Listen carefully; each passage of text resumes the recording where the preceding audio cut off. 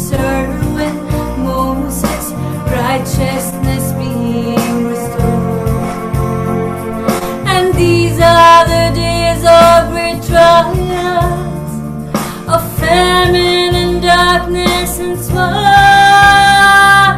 So we are the voice in the desert, crying, prepare ye the way of the Lord. Behold, he comes, riding on a cloud, shining like the sun. At the trumpet's call, lift your voice, it's the air of Jubilee. Out of Zion's hill salvation comes.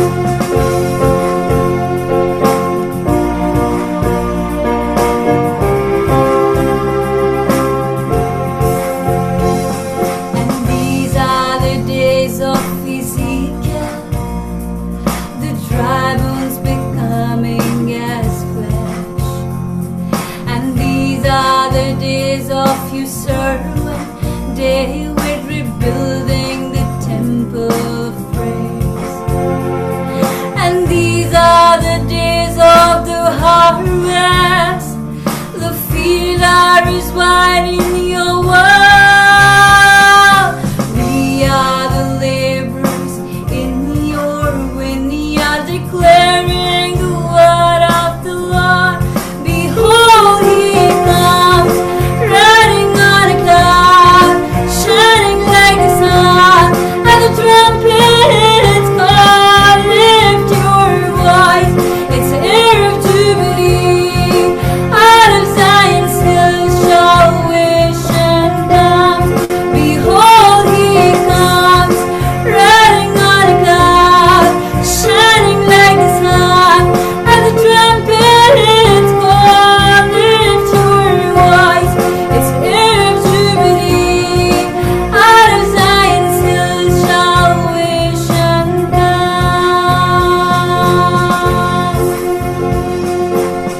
There's no God like Adonai. There's no God like Adonai. There's no God like Adonai.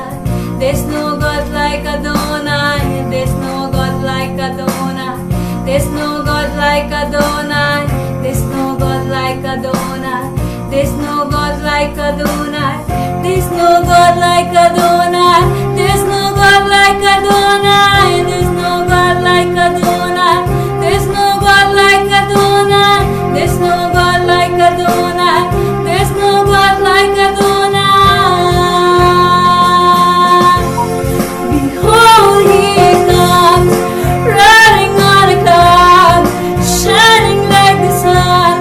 At the trumpet's call, lift your voice, it's the air of Jubilee. Out of Zion's hill salvation comes. Behold, he comes, riding on a cloud, shining like the sun.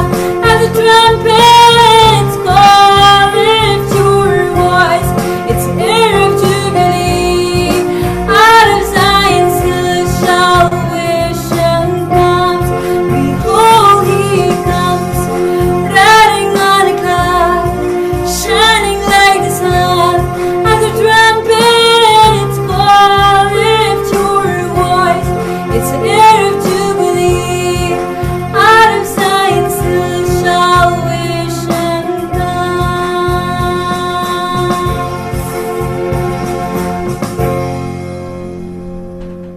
Thank you.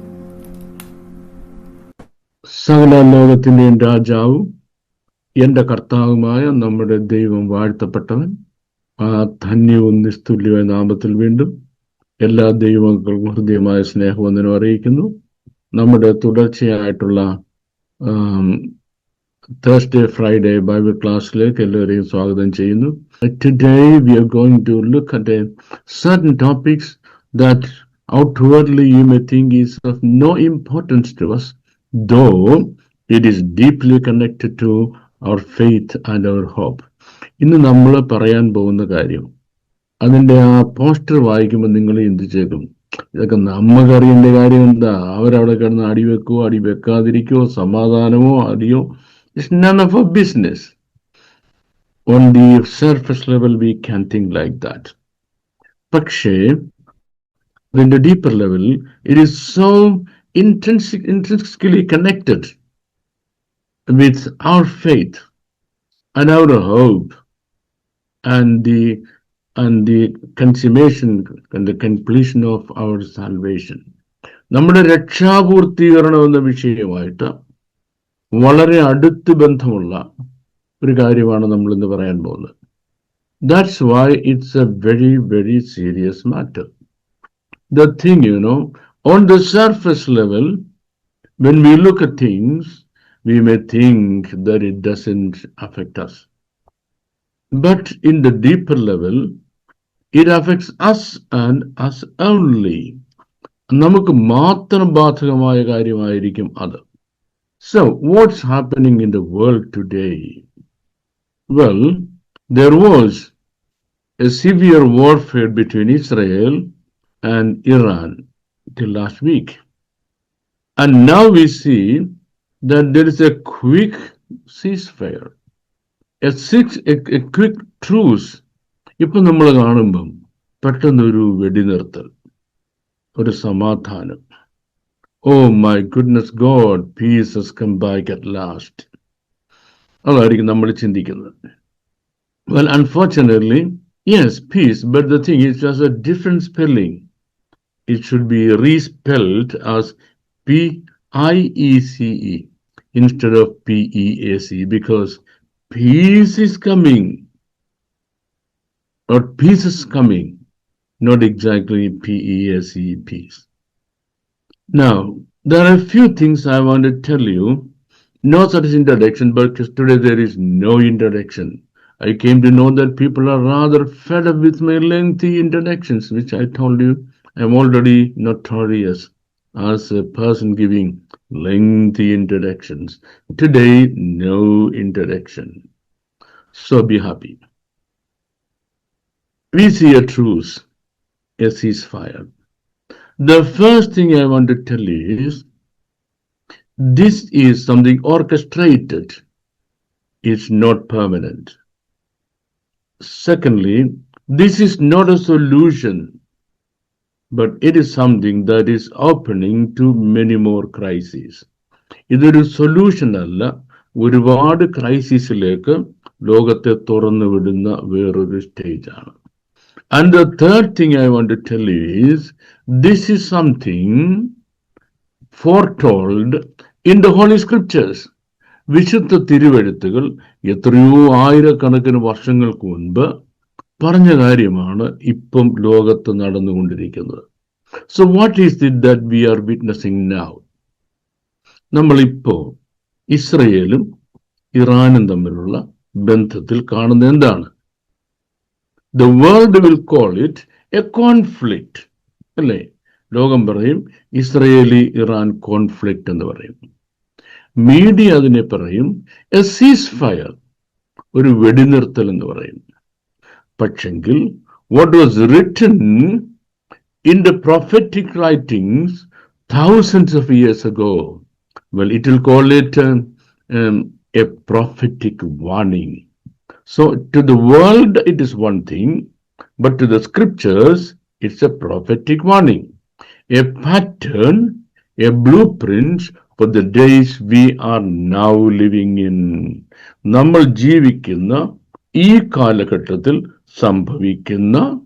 സംഭവിക്കണമെന്ന് സ്വർഗസ്ഥനായ ദൈവം നിശ്ചയിച്ച് ആയിരക്കണക്കിന് വർഷങ്ങൾക്ക് മുൻപ് തൻ്റെ പുസ്തകത്തിൽ എഴുതി വെച്ച കാര്യങ്ങളുടെ നിവർത്തീകരണമാണ് നമ്മളിപ്പോൾ കണ്ടുകൊണ്ടിരിക്കുന്നത്. That's what we are seeing now. That long before global leaders signed treaties or missiles cross borders, അല്ലേ?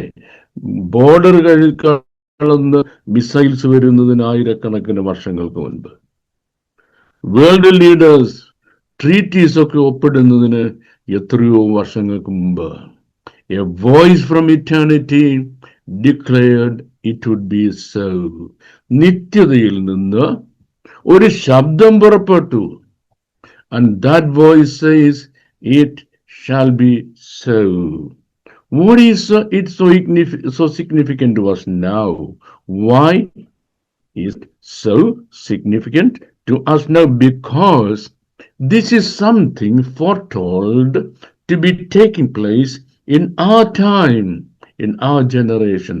നമ്മുടെ കാലത്ത് നമ്മുടെ തലമുറയിൽ നടക്കണമെന്ന് പറഞ്ഞ് ആയിരക്കണക്കിന് വർഷങ്ങൾക്ക് മുൻപ് എഴുതി വെച്ച കാര്യമാണിത്. Ezekiel saw it. പ്രവാചകനെ യെഹെസ്കേൽ അത് കണ്ടു. Daniel recorded it. ദാനിയേൽ പ്രവാചകൻ അത് രേഖപ്പെടുത്തി. And Zechariah proclaimed it. സെഖറിയ പ്രവാചകൻ അത് വിളിച്ചു പറഞ്ഞു. And Jesus himself foretold it. നമ്മുടെ വാഴ്ത്തപ്പെട്ട കർത്താവോ അത് മുന്നറിയിപ്പായിട്ട് പറയുകയും ചെയ്തു. There is a gathering storm, one clogged not only in political tension but in prophetic fire. ഇവിടെ വലിയ കാർമേഘ പടലങ്ങൾ, കൊടുങ്കാറ്റൊക്കെ ഉരുണ്ടുകൂടുക. അത് പൊളിറ്റിക്കൽ സ്ഫിയറിൽ മാത്രമല്ല, പിന്നെ പ്രൊഫറ്റിക് ഫയർ ആയിട്ടും അത് ഒഴുകി വരികയാണ്. So we have to turn to this holy scriptures now. There are a number of references we can get from the Bible. ഇങ്ങനെയുള്ള കാര്യങ്ങളെ പറ്റി വിശുദ്ധ വേദപുസ്തകം പറയുമ്പോൾ വേദപുസ്തകം ചെയ്യുന്ന കാര്യം എന്നറിയാം. The Bible gives what is called multiple attestation. ഞാൻ പാസ്റ്റർ ലെസ്ലി മാത്യു കഴിഞ്ഞ 36 വർഷമായിട്ട് ന്യൂ ഇന്ത്യ ചർച്ച് ഓഫ് ഗോഡോട് കൂടെ ചേർന്ന് നോർത്ത് ഇന്ത്യയിലും പ്രത്യേകിച്ച് ഇപ്പോൾ പഞ്ചാബിലും കർത്താവിന്റെ വേലയിൽ വ്യാപൃതനായിരുന്നു.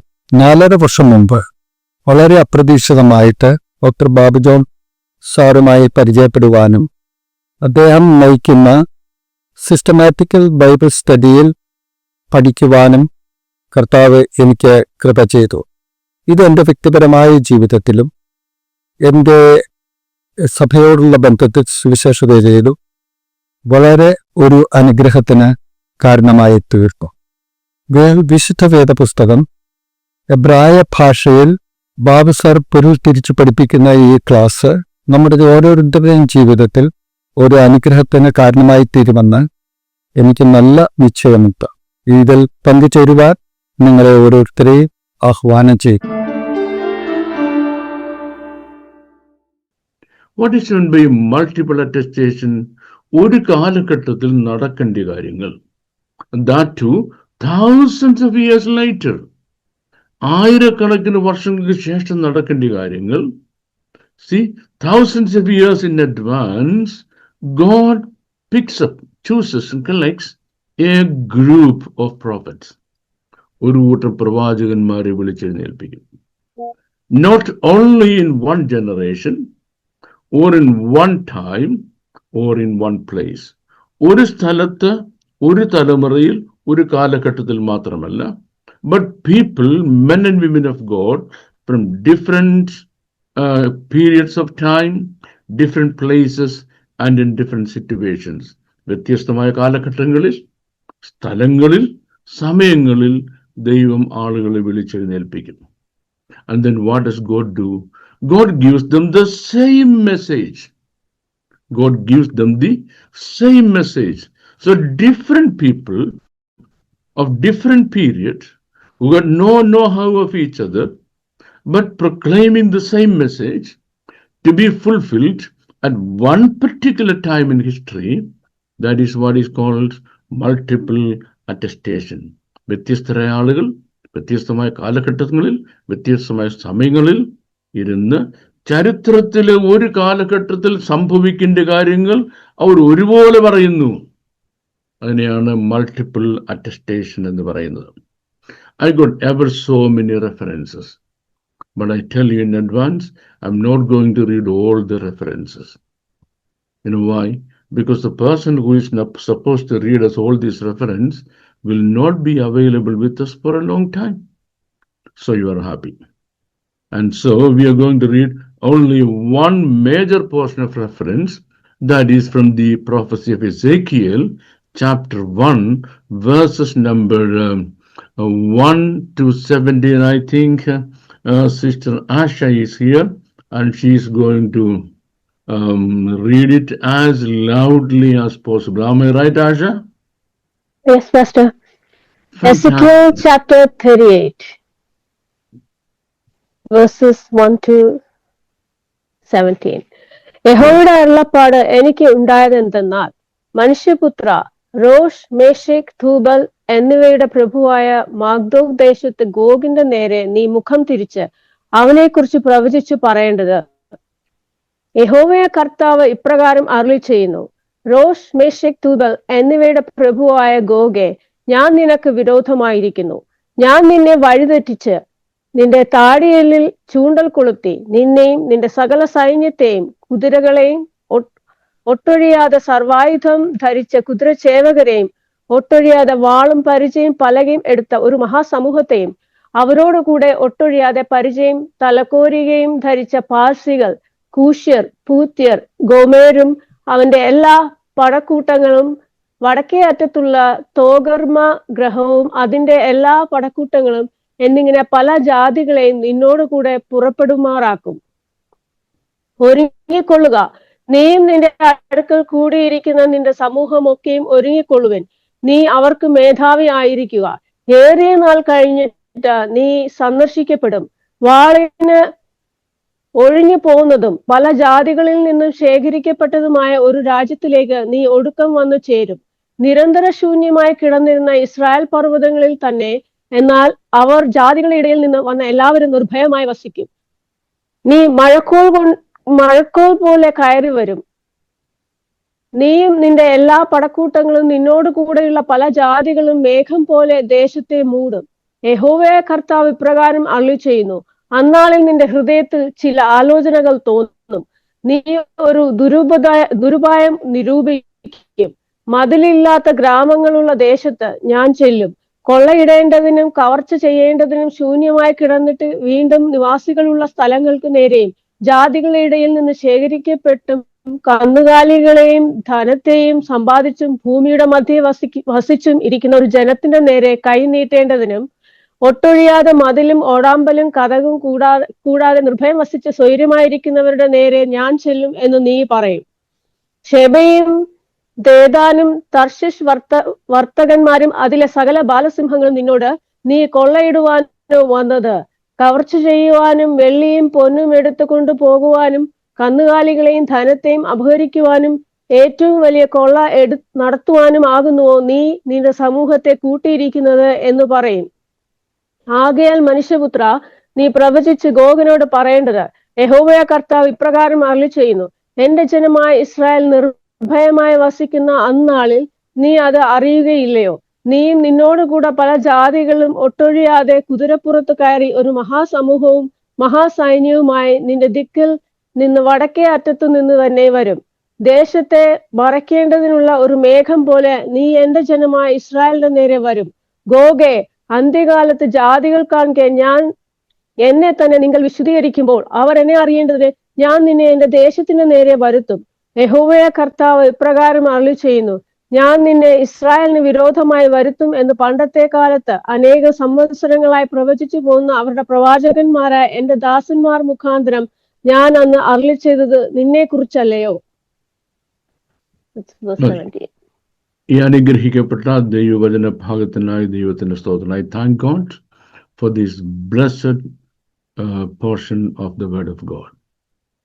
The first thing I want to tell you as we are going to start, the conclusion first. So where is this going to conclude? And then we come back. The conclusion is, at the moment there is a peace treaty between Israel and Iran. There is a peace treaty. Ipo Israelum Iranum തമ്മിൽ ഒരു peace treaty ഉണ്ട്. But that is only temporary or on the surface level. ആ temporary or surface level peace treaty ഉണ്ടാകാൻ കാരണം, it is not because there is a peace established between them. അവർ തമ്മിൽ സമാധാനം ഉള്ളതുകൊണ്ടല്ല. But because there is a prophetic calendar that God has fixed in the land of Israel. Israel ദേശത്ത് ദൈവത്തിന് ഒരു prophetic calendar ഉണ്ട്. And according to that prophetic calendar, what is going to happen is, കഴിഞ്ഞ ദിവസം ഞാൻ പറഞ്ഞല്ലോ, the origin of the nation Iran. To begin with, it was Elam, and then it got split into Babylon and Assyria. It got split into Babylon and Assyria. അത് natural പ്രോസസ്സിൽ നടക്കുന്ന കാര്യമാണ്. നിങ്ങൾ ഒരു കാര്യം മനസ്സിലാക്കണം. It is with Abraham we have written history. So with Abraham we call what is called historical period.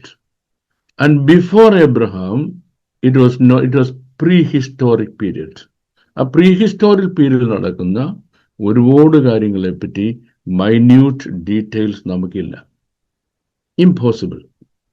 ചില ആളുകളൊക്കെ പിന്നെ 10,000 വർഷം മുമ്പ് ഞങ്ങളുടെ വേദം എഴുതിയെന്നും 15,000 വർഷം മുമ്പ് ഞങ്ങളുടെ ഉപനിഷത്ത് എന്നൊക്കെ പറയും. ആർക്കെന്താ പറയാൻ വേണ്ടത്? Anyone can speak anything. പക്ഷെ അതിനൊന്നും തെളിവുകൾ നിരത്താൻ ആർക്കും കഴിയത്തില്ല. And then Elam later on became what is called Persia. I told you. It remained as Persia for a long time in history. And then during the medieval period, it was rather, I should say, out of glory. Medieval കാലഘട്ടത്തിൽ ഈ രാജ്യത്തിന് ഒരു പ്രശസ്തി നഷ്ടപ്പെട്ട് it became very, very unimportant.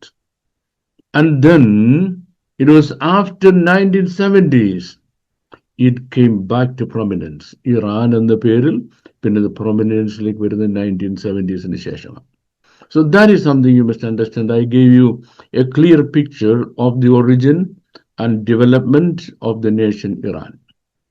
Then I also told you the power that is controlling it or the power that is working behind it. I'm going to tell you something in advance because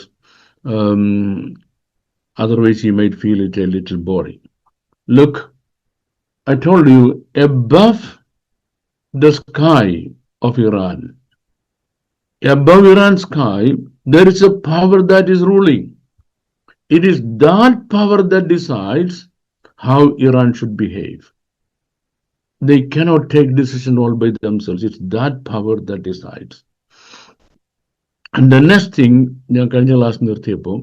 some people thereafter asked me some question as if they are rather confused about it. അതുകൊണ്ട് Iran നശിക്കുകയാണെങ്കിൽ അവിടുത്തെ ദൈവമക്കൾക്ക് ക്രിസ്ത്യാനികൾക്ക് എന്തോ സംഭവിക്കും. Now remember one thing, ഈ കാലഘട്ടത്തിൽ യേശുക്രിസ്തുവിൽ വിശ്വസിച്ച ആരും യേശുക്രിസ്തുവിനെ രക്ഷിതാവായി സ്വീകരിച്ച ആരും നശിച്ചു പോകത്തില്ല. Nobody who has received Jesus as their personal savior will ever be destroyed during this time.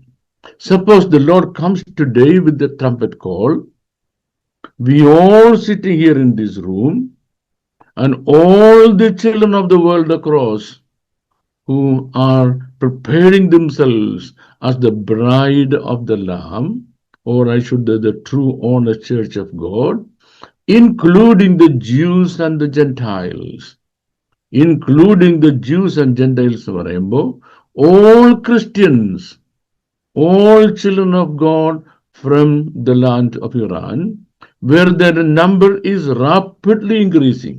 In the ലോകത്തിൽ ഏറ്റവും അധികം ആളുകൾ ക്രിസ്ത്യാനിറ്റിയിലേക്ക് കൺവേർട്ട് ചെയ്തുകൊണ്ടിരിക്കുന്ന രാജ്യം ഇറാനാണ്.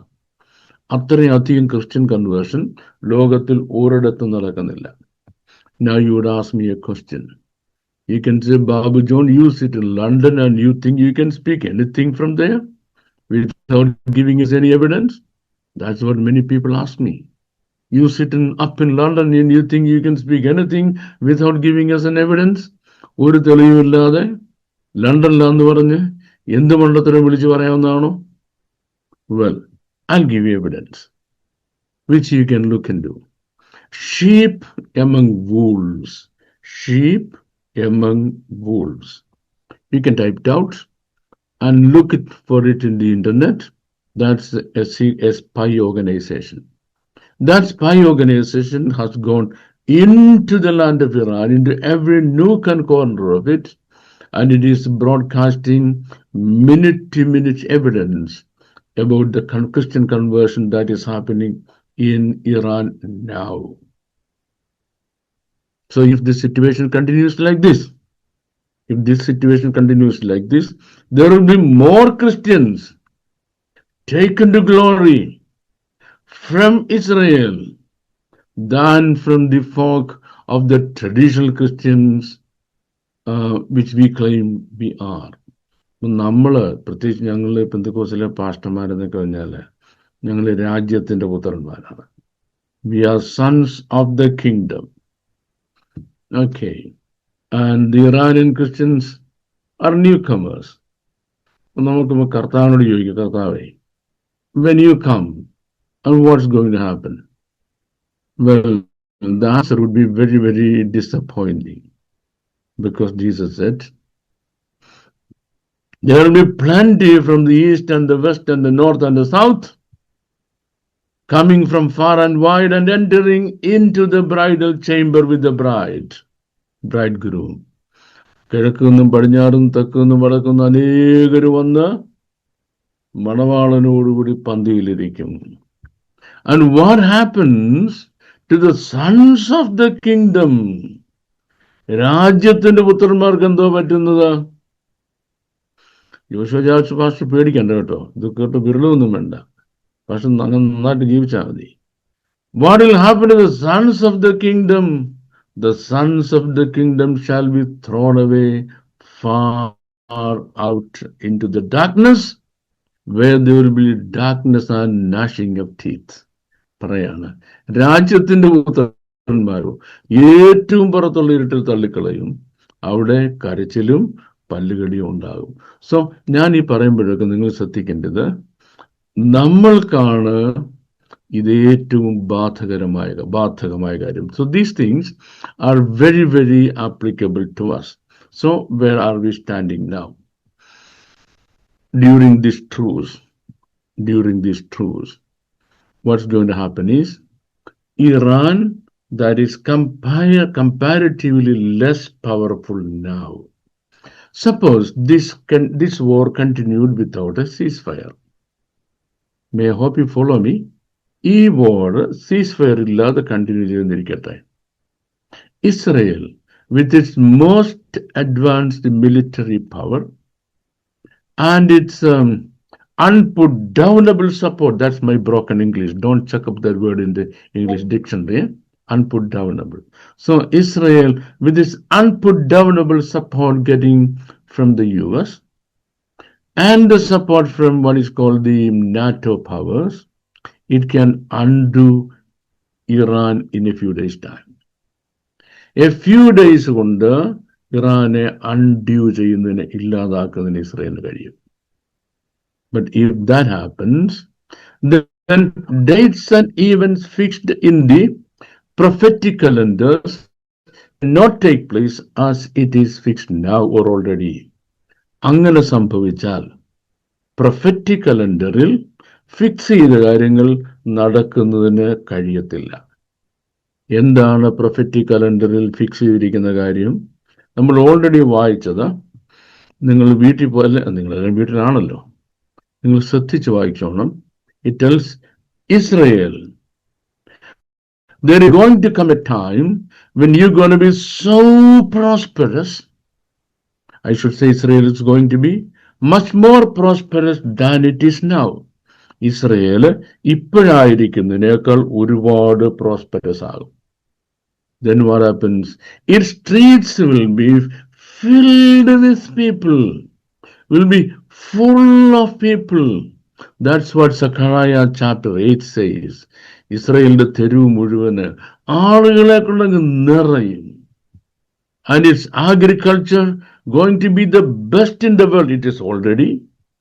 അവരുടെ കൃഷി ലോകത്തിലെ ഏറ്റവും നല്ല കൃഷിയായിരിക്കും.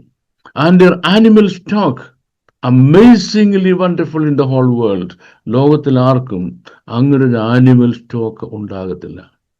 And then, because of the peace, ഈ peace treaty, because it is going to continue for some more time, Israel will think that this is a permanent peace treaty.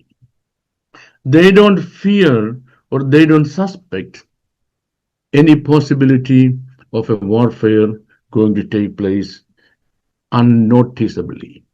Unnoticeable ആയിട്ട് ഒരു വഴക്കൊരു യുദ്ധം ഉണ്ടാകത്തില്ല എന്നവർ ചിന്തിക്കുന്ന സമയത്ത്, listen to me, when the protective measures are inactive,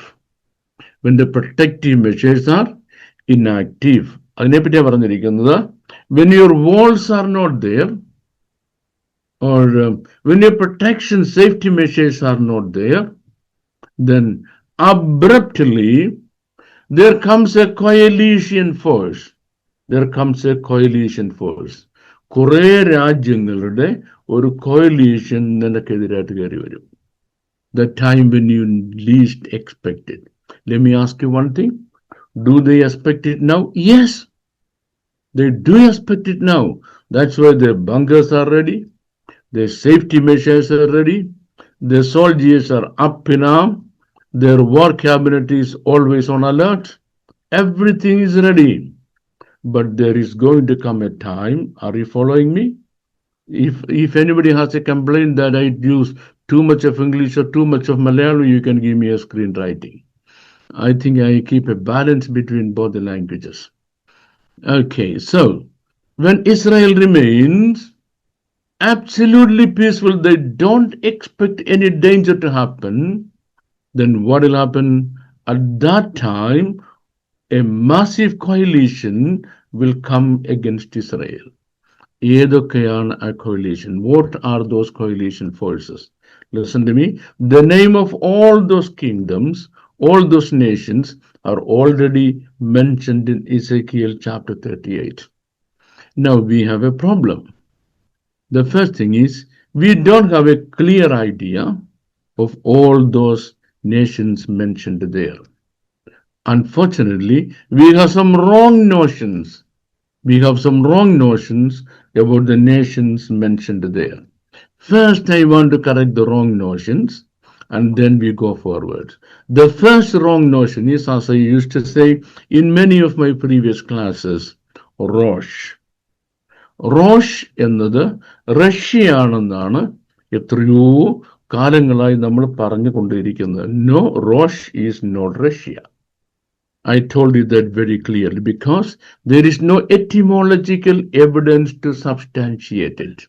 Rosh റഷ്യയാണെന്ന് പറയുന്നതിന് നമുക്ക് etymological evidence ഇല്ല. And secondly, towards the last you see, Tarsus. There is a mention about the nation Tarsus. Unfortunately, many prophecy experts say that Tarsus is UK or Great Britain. Tarsus എന്ന് പറഞ്ഞിരിക്കുന്നത് UK അല്ലെങ്കിൽ Great Britain ആണ് എന്നൊരു പറച്ചിലുണ്ട്. For a long time it has been. Even now, unfortunately, most of the prophecy experts do say that Tarsus is Britain. But unfortunately, you must understand one thing, Tarsus is not Britain.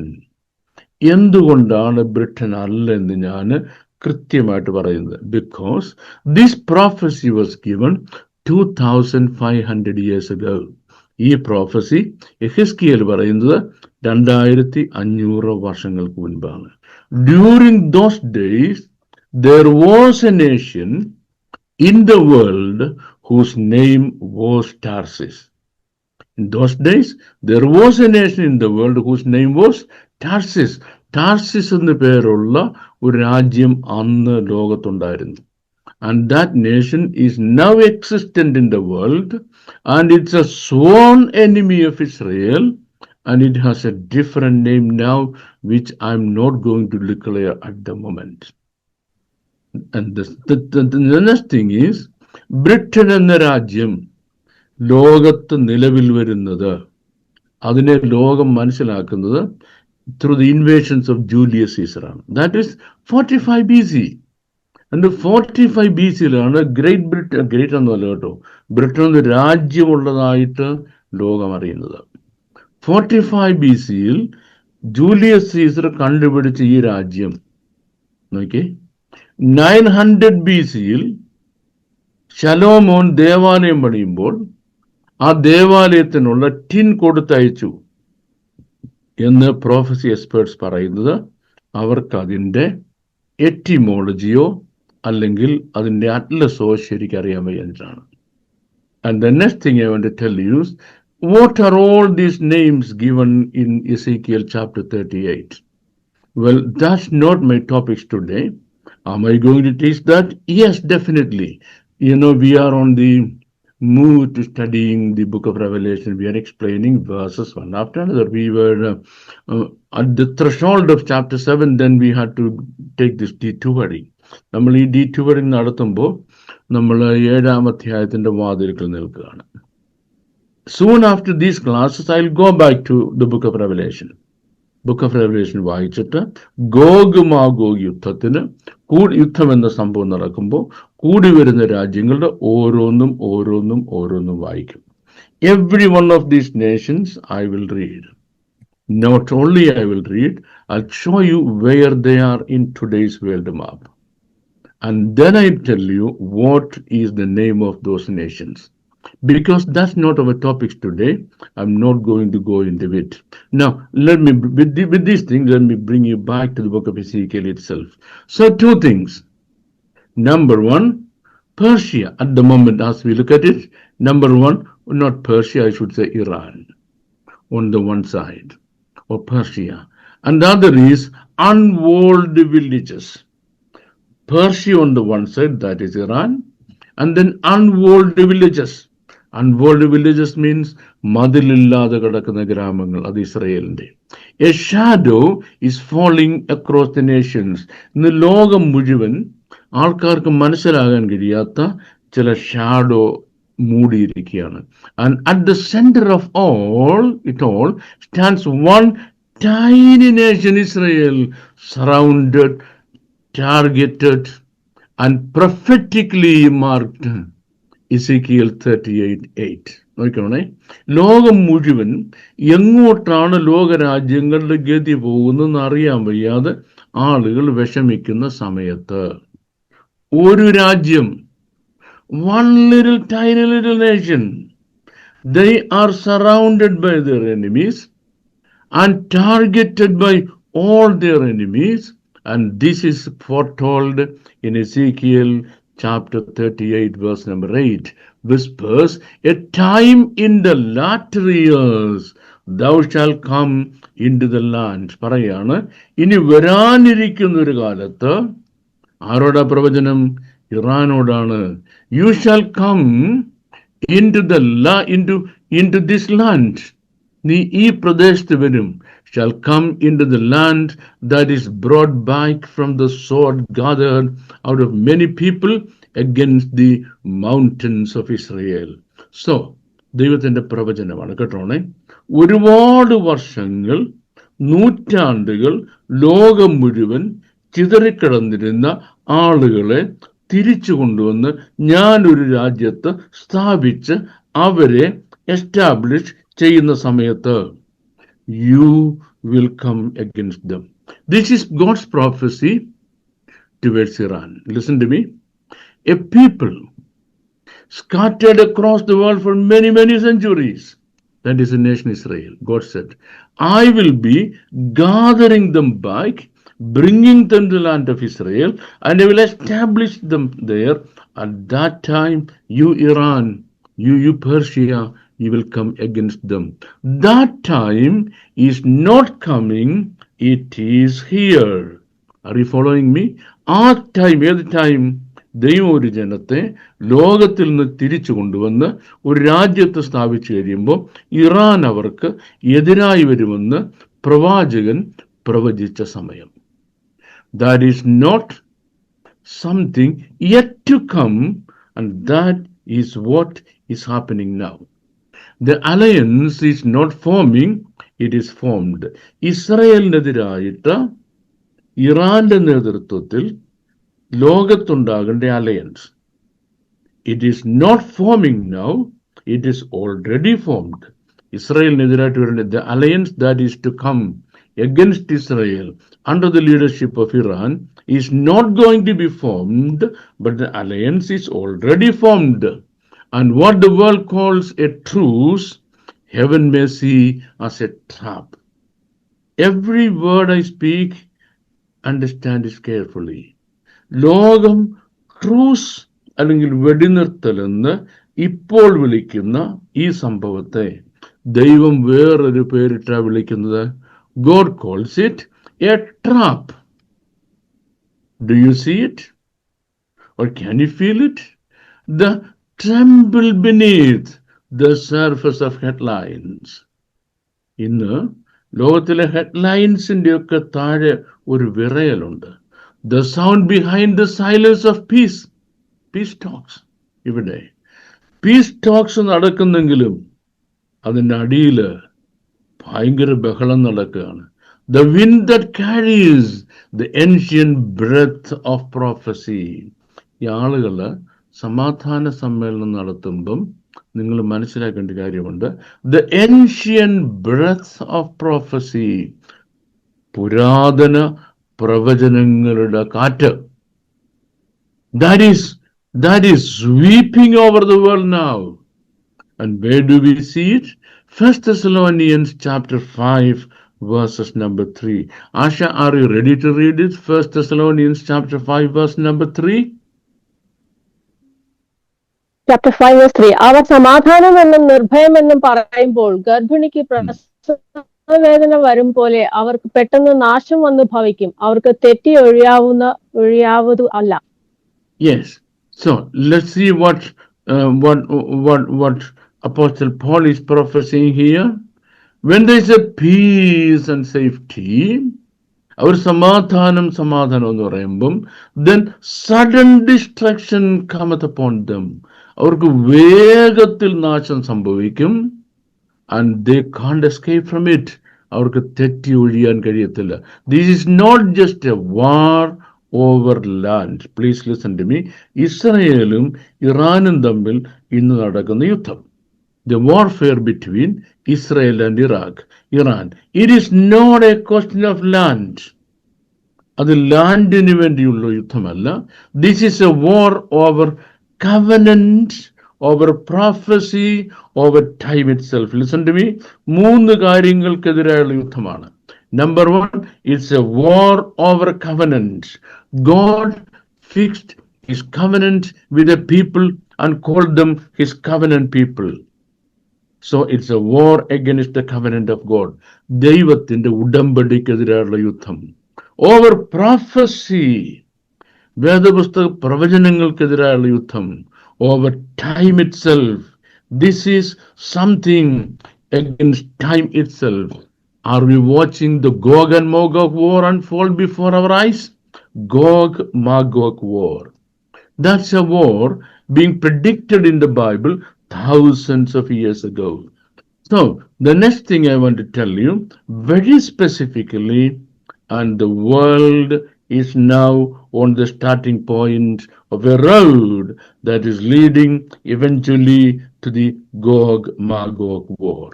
Gog-Magog war എന്ന് Bible പ്രവചനത്തിൽ പറഞ്ഞിരിക്കുന്ന ആ അന്തിമ യുദ്ധത്തിലേക്കുള്ള റോഡിന്റെ ഇങ്ങേയറ്റത്ത് നമ്മൾ ഇപ്പോൾ വന്നു കഴിഞ്ഞു. So we are at the starting point of a long road that is leading us eventually into what is called the Gog-Magog war. Okay, so is the ceasefire a smoke screen for greater shaking? ഇപ്പൊ നമ്മൾ കാണുന്ന ഈ ceasefire എന്ന് പറയുന്നത് it's A smoke screen ആണ്, ഒരു പുകമറയാണ്. എന്തിനു വേണ്ടി? For a greater shaking. Has the prophetic setups already begun in the next few months? Okay, in next few months prophetic fulfillment വീണ്ടും നടക്കാൻ പോവാണ്. We are going to open the scriptures, unlock the ancient warnings, uncover what the nations do not see. Listen to me once again. We are going to open the scriptures. വിശുദ്ധ തിരുവെഴുത്തുകൾ നമ്മൾ തുറന്നു നോക്കാൻ പോവാണ്. Unlock the ancient warnings. അതിപുരാതന കാലത്ത് ദൈവം എഴുതിയിരിക്കുന്ന മുന്നറിയിപ്പുകൾ നമ്മൾ തുറക്കാൻ പോവാണ്. Uncover the nations do not see. രാജ്യങ്ങൾക്ക് കാണാൻ കഴിയാത്ത കാര്യങ്ങൾ we are going to see. And what the enemy does not want you to understand, prepare yourself. Look, this is something the enemy does not want you to see. നിങ്ങൾ ഒരിക്കലും അറിയരുതെന്ന് ശത്രു ആഗ്രഹിക്കുന്ന കാര്യം. Why the devil does not want us to see it? Why the devil does not want to see it? The reason is simple. This forced peace treaty has to continue for a certain length of time, towards the end of this pretended peace treaty, two things will happen simultaneously.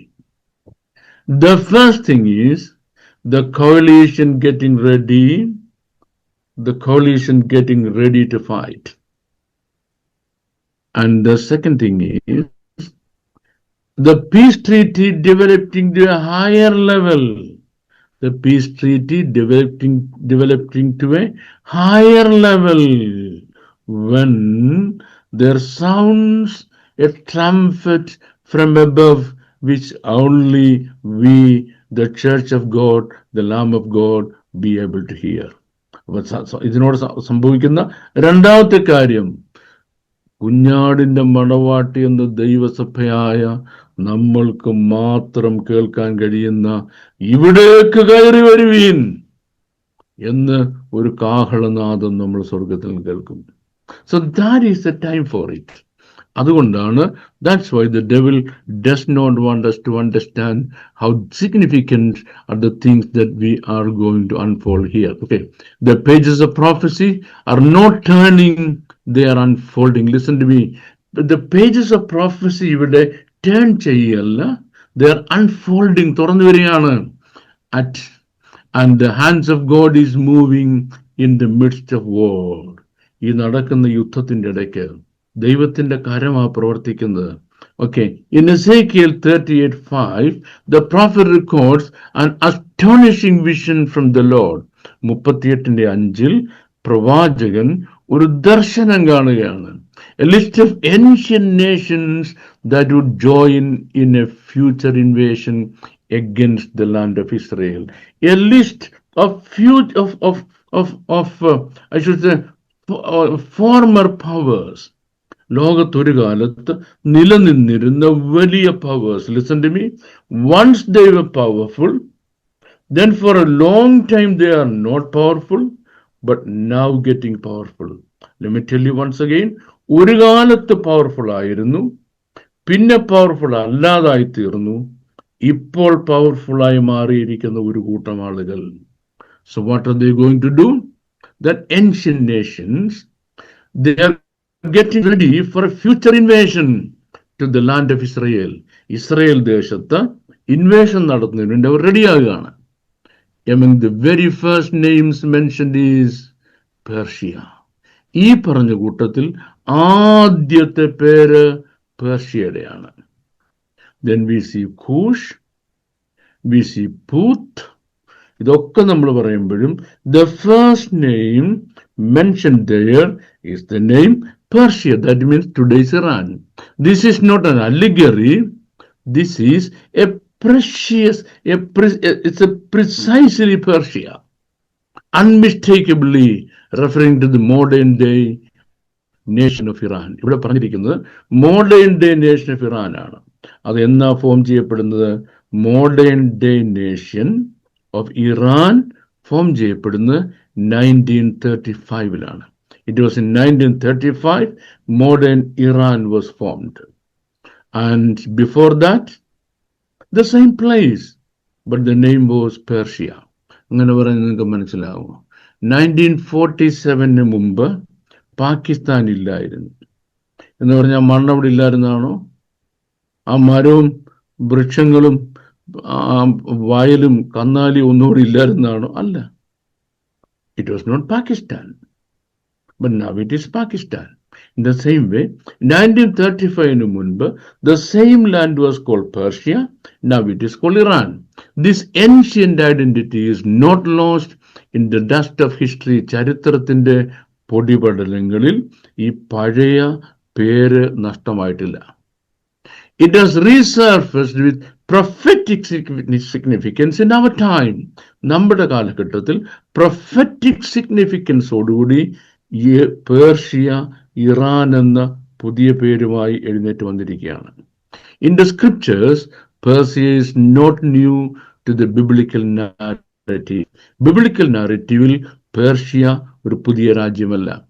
It is woven through the Old Testament as both a vessel to divine justice and a symbol of future conflict in Isaiah 45:1. നോക്കിക്കോണേ, ഈ prophetic റൈറ്റിംഗ്സിൽ, holy സ്ക്രിപ്റ്റേഴ്സിൽ രണ്ട് പർപ്പസസിനാണ് ദൈവം Persia ഉപയോഗിച്ചിരുന്നത്.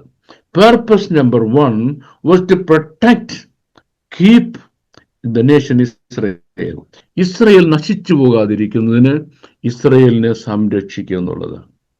And second, the purpose is to destroy Israel. ഇത് രണ്ടും കഴിഞ്ഞ class ഞാൻ പറഞ്ഞതാണ്. ഒരു പ്രാവശ്യം കൂടെ ഞാൻ നിങ്ങളോട് പറയാൻ പാടില്ല, ശ്രദ്ധിച്ചോണം. ദൈവത്തിന്റെ ജനമായ ഇസ്രയേൽ മക്കള്, the people of Israel, when they were living in the land of Israel as a very rich and prosperous and beautiful and powerful nation, what did they do? They sinned and sinned and sinned against the Lord God of Israel, the Lord God of heaven. സ്വർഗസ്ഥനായ ദൈവത്തിനെതിരായിട്ട് അവർ ധാരാളം പാപം ചെയ്തു. Now listen to me. What is it that God should do? God should destroy them completely or protect them? That's a question. ദൈവം അവരെ നശിപ്പിക്കണമോ സംരക്ഷിക്കണമോ? Well, that is God's choice. When you look at the history from the surface level, we read that God destroyed them.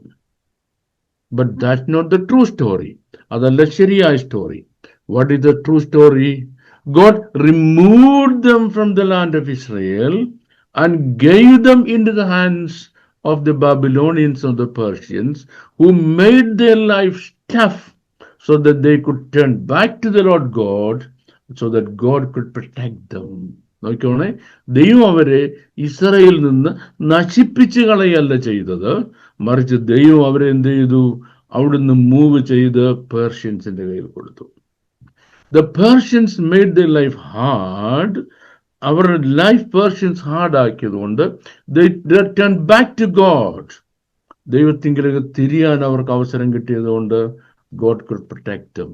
Look at it. On the one side you see an act of destruction, but at the same time it was an act of preserving. ഒരു ഭാഗത്ത് നമ്മൾ കാണുമ്പം ദൈവം നശിപ്പിക്കുകയാണ് നമുക്ക് തോന്നിയാലും, on the other side it was act of preserving. That's the first thing that you must understand. And the second thing to understand God's way of dealing with them, നമ്മൾ യെശയ്യാ പ്രവാചകന്റെ പുസ്തകം 45-ാം അധ്യായത്തിന്റെ 1 മുതലുള്ള വാക്യങ്ങൾ വായിക്കും. ആശ, are you free there still to read? Yes, Pastor. Yes. യഹോവ തന്റെ അഭിഷിക്തനായ കോരേശിനോട് ഇപ്രകാരം അരുളി ചെയ്യുന്നു: അവന് ജാതികളെ കീഴടക്കി രാജാക്കന്മാരുടെ അരക്കച്ചകളെ അഴിക്കേണ്ടതിനും കതവുകൾ അവന് തുറന്നിരിക്കേണ്ടതിനും വാതിലുകൾ അടയാതിരിക്കേണ്ടതിനും ഞാൻ അവന്റെ വലം കൈ പിടിച്ചിരിക്കുന്നു.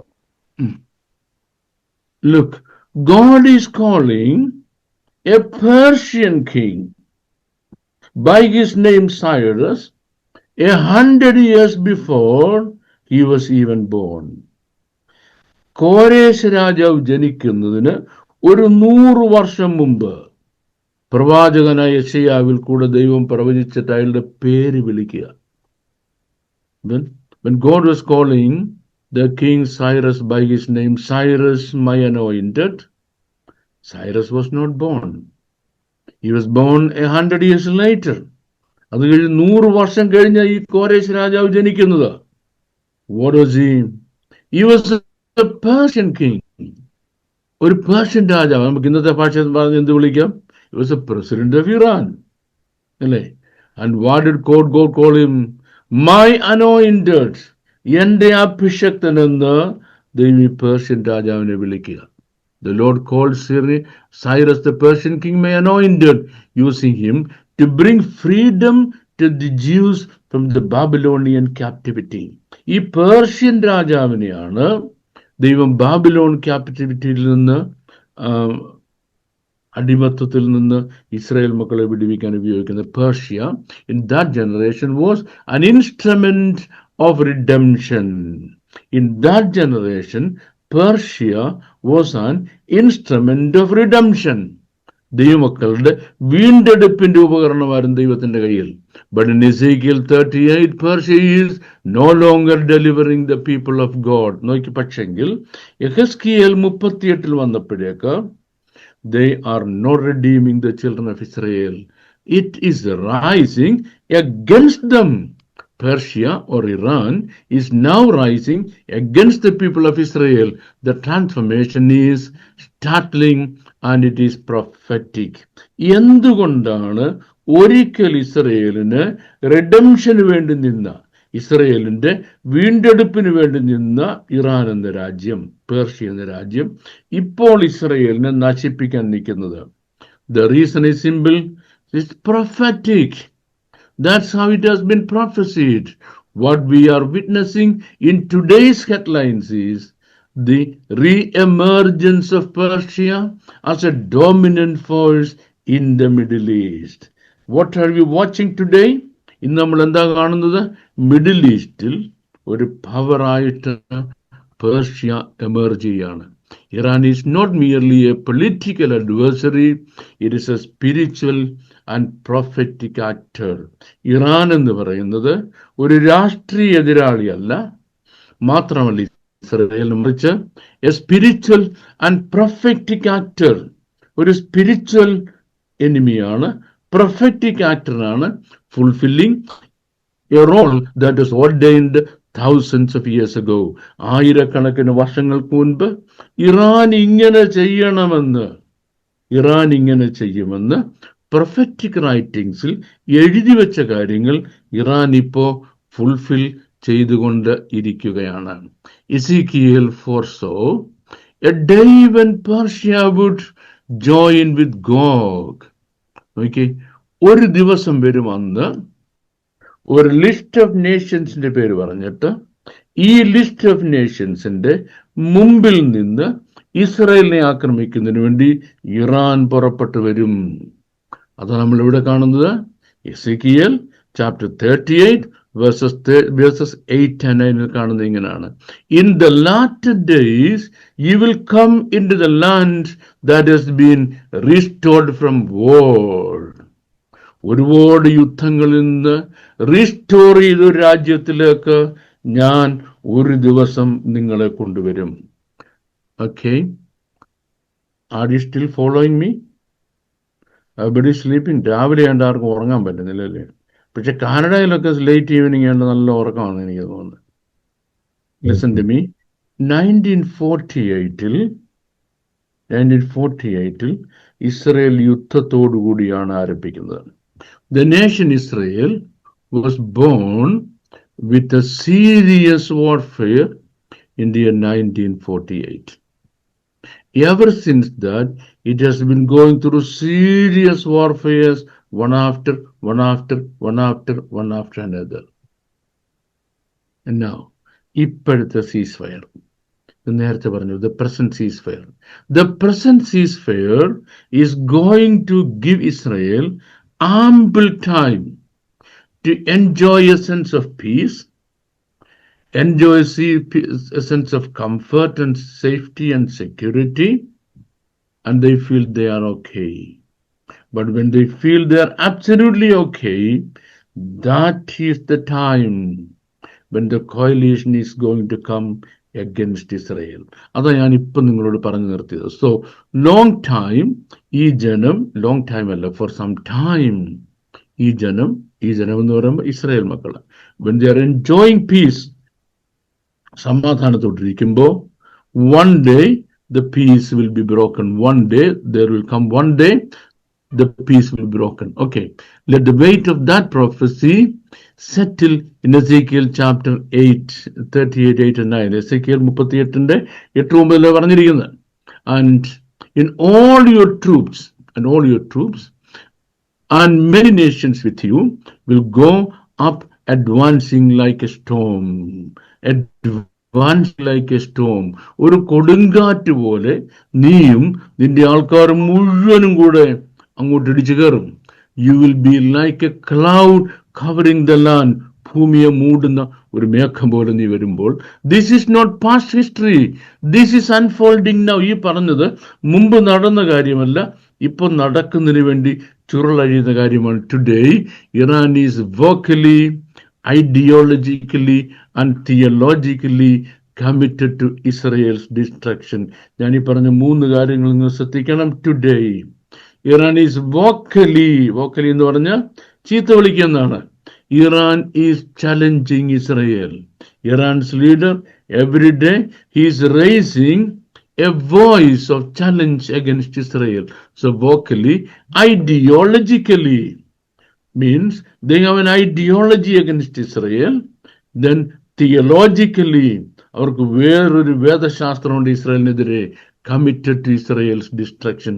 So their vocabulary and their theology and their ideology are all committed against Israel. Its leaders do not merely threaten. ഇറാനിന്റെ നേതാക്കന്മാർ ഇസ്രായേലിനെ വെറുതെ അങ്ങ് ഭീഷണിപ്പെടുത്തുകയല്ല, it's part of their national identity and theological mission. Iran എന്ന രാജ്യത്തിന്റെ നാഷണൽ ഐഡന്റിറ്റിയുടെ, അവരുടെ തിയോളജിക്കൽ മിഷന്റെ പാർട്ടാണിത്. From the highest levels of government we hear chants of death to Israel and death to America. ഇറാന്റെ പരമോന്നത നേതാവ് മുതൽ താഴത്തെ സ്ട്രീറ്റിൽ വരെ മുഴങ്ങിക്കേൾക്കുന്ന ശബ്ദം death to Israel, death to America എന്നാണ്. Death to Israel, death to America. America തോലയട്ടെ, ഇസ്രയേൽ തോലയട്ടെ. ഞാൻ ആ വേർഡ് പറഞ്ഞു, അങ്ങനെ ആ സെൻസിൽ അവർ പറയുന്നുണ്ട്. ഇസ്രയേൽ മരിച്ചു പോകട്ടെ, അമേരിക്കയ്ക്ക് മരണം സംഭവിക്കണം എന്നല്ല പറയുന്നത്, മുടിഞ്ഞുകൊണ്ടെന്നാണ് അവർ പറയുന്നത്. Okay, Iran has become the chief sponsor of terrorism. Okay, middle ഈസ്റ്റിലുള്ള ഹെസ്ബുള്ള, ദെൻ ലെബനോനില്, ദെൻ ഹമാസ്, ഗാസ, ഇവരുടെ മുഴുവൻ സ്പോൺസർ ഇറാനാണ്. And militants in Iraq and Syria, ഇറാഖിലെയും സിറിയയിലെയും മിലിറ്റൻസിനെ അവർ മുഴുവനും ഇസ്രായേലിനെതിരായിട്ട് ഇറാൻ ട്രെയിൻ ചെയ്തുകൊണ്ടിരിക്കുക. Iran's military activity is nuclear ambitions and its regional alliance are no accident. ഇറാനിന്റെ മിലിറ്ററി ആക്ടിവിറ്റി, അവരുടെ ന്യൂക്ലിയർ ആംബിഷൻസ്, ഇനി അവരുടെ റീജിയണൽ അലയൻസ്, ഇതൊക്കെ ആക്സിഡന്റ് അല്ല. The same Persia mentioned in the page of Ezekiel പ്രവാചകന്റെ പുസ്തകങ്ങൾ പറഞ്ഞിരിക്കുന്ന അതേ Persia is rising again, not in vacuum but in direct fulfillment of ancient prophecy. അവർ എഴുന്നേൽക്കുന്നത് ചുമ്മാതല്ല, പുരാതന പ്രവചനങ്ങളുടെ നിവർത്തീകരണമായിട്ടാണ്. For centuries Persia was not a military power. It lay dormant through the medieval and the modern ages. ശ്രദ്ധിച്ചോണം, ഒരുപാട് നൂറ്റാണ്ടുകളായി medieval കാലഘട്ടത്തിൽ, modern ഏജിലൊക്കെ Iran വളരെ dormant ആണ്, ഉറങ്ങിക്കിടക്കുക, ഒരു ലോകശക്തിയല്ല. But with the Islamic revolution of 1979 Islamic റെവല്യൂഷനോടുകൂടി a radical regime seize the power. അന്നേരമാണ് വെസ്റ്റേൺ രാജ്യങ്ങൾക്ക് അനുകൂലമായി അവരുടെ കൂട്ടായി നിന്നിരുന്നതായ ഇറാനിനെ ഭരണകൂടത്തെ അട്ടിമറിച്ചുകൊണ്ട് ഇസ്ലാമിക് ഭരണം ഇറാനിൽ നിലവിലുന്നത്. Their religious belief is not just about spreading Islam, it is what you call ecological എന്ന് പറയാം. അപ്പൊ ഈ ഇറാന്റെ സ്പ്രെഡിങ് എന്ന് പറയുന്നത് ഒരു ഇസ്ലാമിന്റെ സ്പ്രെഡിങ് അല്ല, മറിച്ച് ആ പ്രദേശം മുഴുവനും അവർ പവറിലാക്കുന്നുള്ളതാണ്. Iran's ruling elite believes. ഞാനീ പറയുന്നത്, നിങ്ങൾ ഇത്രയും പറഞ്ഞ കാര്യങ്ങളെല്ലാം നിങ്ങൾ മറന്നുപോയെങ്കിലും, Asha, is it time for you to run away? How many more minutes? Yes, Pastor. So, okay. When you feel like running away, you can run away. I will not be calling you to read any more verses. Okay, be at peace. Okay, you will be getting the video anyway. Okay, thank you, Pastor. Hi, everyone. വളരെ crucial ആയ ഒരു information ഞാൻ പറയാൻ പോവാ. ഇറാന്റെ ruling elite ഉണ്ടല്ലോ, അവരുടെ ഉന്നതമായ ഭരണാധികാരികൾക്ക് അവർക്കൊരു വിശ്വാസമുണ്ട്. എന്താ ഒരു വിശ്വാസം അറിയാമോ? They can hasten the coming of Mahdi, a messianic figure in Shia theology, by inciting chaos and war. ഇസ്രയേലുമായിട്ട് യുദ്ധമുണ്ടാക്കിക്കൊണ്ട്, കെയോസ്, ആശയക്കുഴപ്പങ്ങൾ ഉണ്ടാക്കിക്കൊണ്ട് ആ മേഖല മുഴുവൻ അസ്വസ്ഥമാക്കുവാൻ കഴിയുകയാണെങ്കിൽ, ഈ മേഖലയിൽ, അസ്വസ്ഥമായ മേഖലയിൽ സമാധാനം കൊണ്ടുവരുന്നതിന് അവരുടെ മെഷിയാനിക് ഫിഗറായ മഹദിക്ക്, മുല്ല മഹദിക്ക് വരാൻ കഴിയുമെന്ന്. Shall I explain that to you once again? Okay, please listen to me. The elite class of Iran think that they are looking for a messianic figure who can solve all their problems and rule the world. What is that messianic figure's name? That messianic figure's name is Mullah Mahdi. What is stopping him from coming to the world now? The nation Israel. As long as the nation Israel is in power or powerful, this Mahdi cannot come. If the Mahdi is to come, the first thing, there should be warfare and chaos in the land. ആ land മുഴുവൻ വാർഫെയറും കയോസും ഉണ്ടാകണം. Chaos ഉണ്ടായി കഴിയുമ്പോൾ എന്ത് ചെയ്യും? ഈ സംഘടനകൾ പരിഹരിക്കുന്നതിന് വേണ്ടി, in order to solve these problems, Mullah Mahdi will confiscate, will bring together the Islamic powers world all over. ലോകത്തിലെ മുഴുവൻ ഇസ്ലാമിക് പവേഴ്സിനെയും ഈ മഹ്ദി എന്ന് പറയുന്ന ഒരു മനുഷ്യൻ ഒരുമിച്ച് ചേർക്കും. He will gather them together. When that is gathered together against the nation of Israel, then Israel will have no choice but to yield. അങ്ങനെ ഒരു സംഭവം വരുമ്പോൾ ഇസ്രയേലിന് ഈൽഡ് ചെയ്യല്ലാതെ മറ്റൊന്നും നടക്കത്തില്ല. Now you listen to me. Now Donald Trump says peace. They say, okay, peace. Agreed. Or somebody else says peace. Peace. But they cannot establish absolute peace. അവരെ സംബന്ധിച്ചോളം ഇസ്രയേലുമായിട്ട് സമാധാനം ഉണ്ടാക്കാൻ പറ്റത്തില്ല. എന്തുകൊണ്ട്? ഈ സമാധാനം നശിപ്പിച്ചെങ്കിലേ അവരുടെ മഷിയാനിക് ഫിഗറിന് വരാൻ പറ്റത്തുള്ളൂ.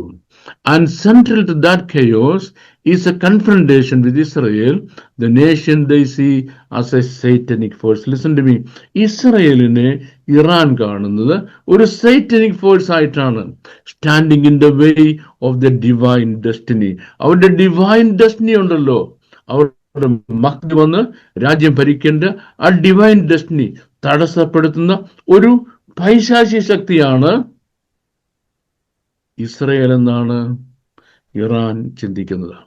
This belief aligns with the biblical picture of a nation moved not just by politics but by spiritual delusions and rebellion against the Lord. ഇവിടെ ബൈബിൾ പ്രവചനം പറയുന്നത് ഒരു രാജ്യം ഇസ്രയേലിനെതിരായിട്ട് എഴുന്നേൽക്കുന്നത് രാഷ്ട്രീയമായ റീസൺസ് കൊണ്ട് മാത്രമല്ല, പിന്നെ സ്പിരിച്വൽ ഡെലൂഷൻ, ആത്മീയമായ തെറ്റിദ്ധാരണകൾ കൊണ്ടും, പിന്നെ റിലീജിയസ് റിബല്യൻ, അതായിരിക്കും അവർ എഴുന്നേക്കാൻ കാരണം. The book of Daniel also reveals this ancient and spiritual dimension of Persia. In Daniel 10:13, the angel speaking to Daniel says, ഇനി നമ്മൾ ദാനിയേൽ പ്രവചനം 10-ാം അധ്യായത്തിന്റെ 13-ാം വാക്യത്തിലേക്ക് വരികയാണ്. Okay, I believe I would have already told you that. What is it that we see? The prophet Daniel has been praying and praying and fasting and fasting and fasting. My goodness, for 3 weeks. For 3 weeks. Unfortunately, he did not know our fasting techniques, isn't it? Especially we Malayalis, we have different fasting techniques. We can take 3 or 4 times fasting a day. നമ്മൾ ഒരു ദിവസം തന്നെ 3-4 പ്രാവശ്യം fasting എടുക്കുന്നില്ലേ? But Daniel's fasting was not like that. 21 days continuous. He had no answer. Why he had no answer? Because God didn't give him answer. God had pronounced the answer on the very first day of his fasting prayer. So an angel, that is Angel Gabriel, was coming all the way from heavenly realms to where Daniel was sitting so that he could get the answer.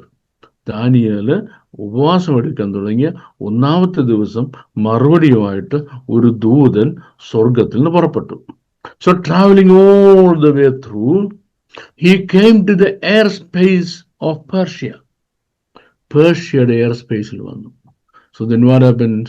The Persian airspace is controlled by another spiritual force, which is the force of darkness that is against Daniel, that is against the nation Israel, God's children, that's against the Lord God himself. ദാനിയേലിനും ഇസ്രയേലിനും ദൈവത്തിനും എതിരായിട്ടുള്ളൊരു force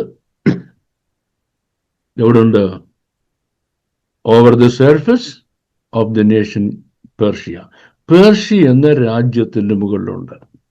And that force is blocking Angel Gabriel all these days.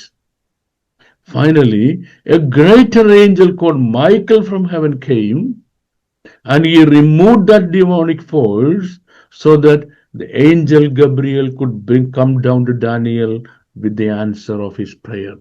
ഈ മീഖായേൽ വന്ന് ഇവനെ മാറ്റുമ്പോഴാണ്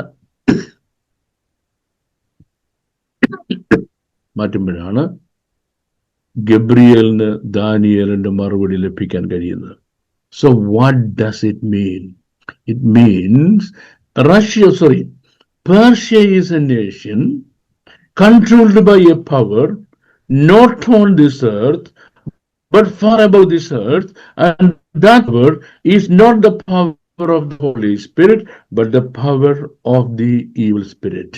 മറിച്ച് ദുഷ്ടന്റെ ശക്തിയാണ്. When did it start? Well, come on, thousands of years ago. That was history.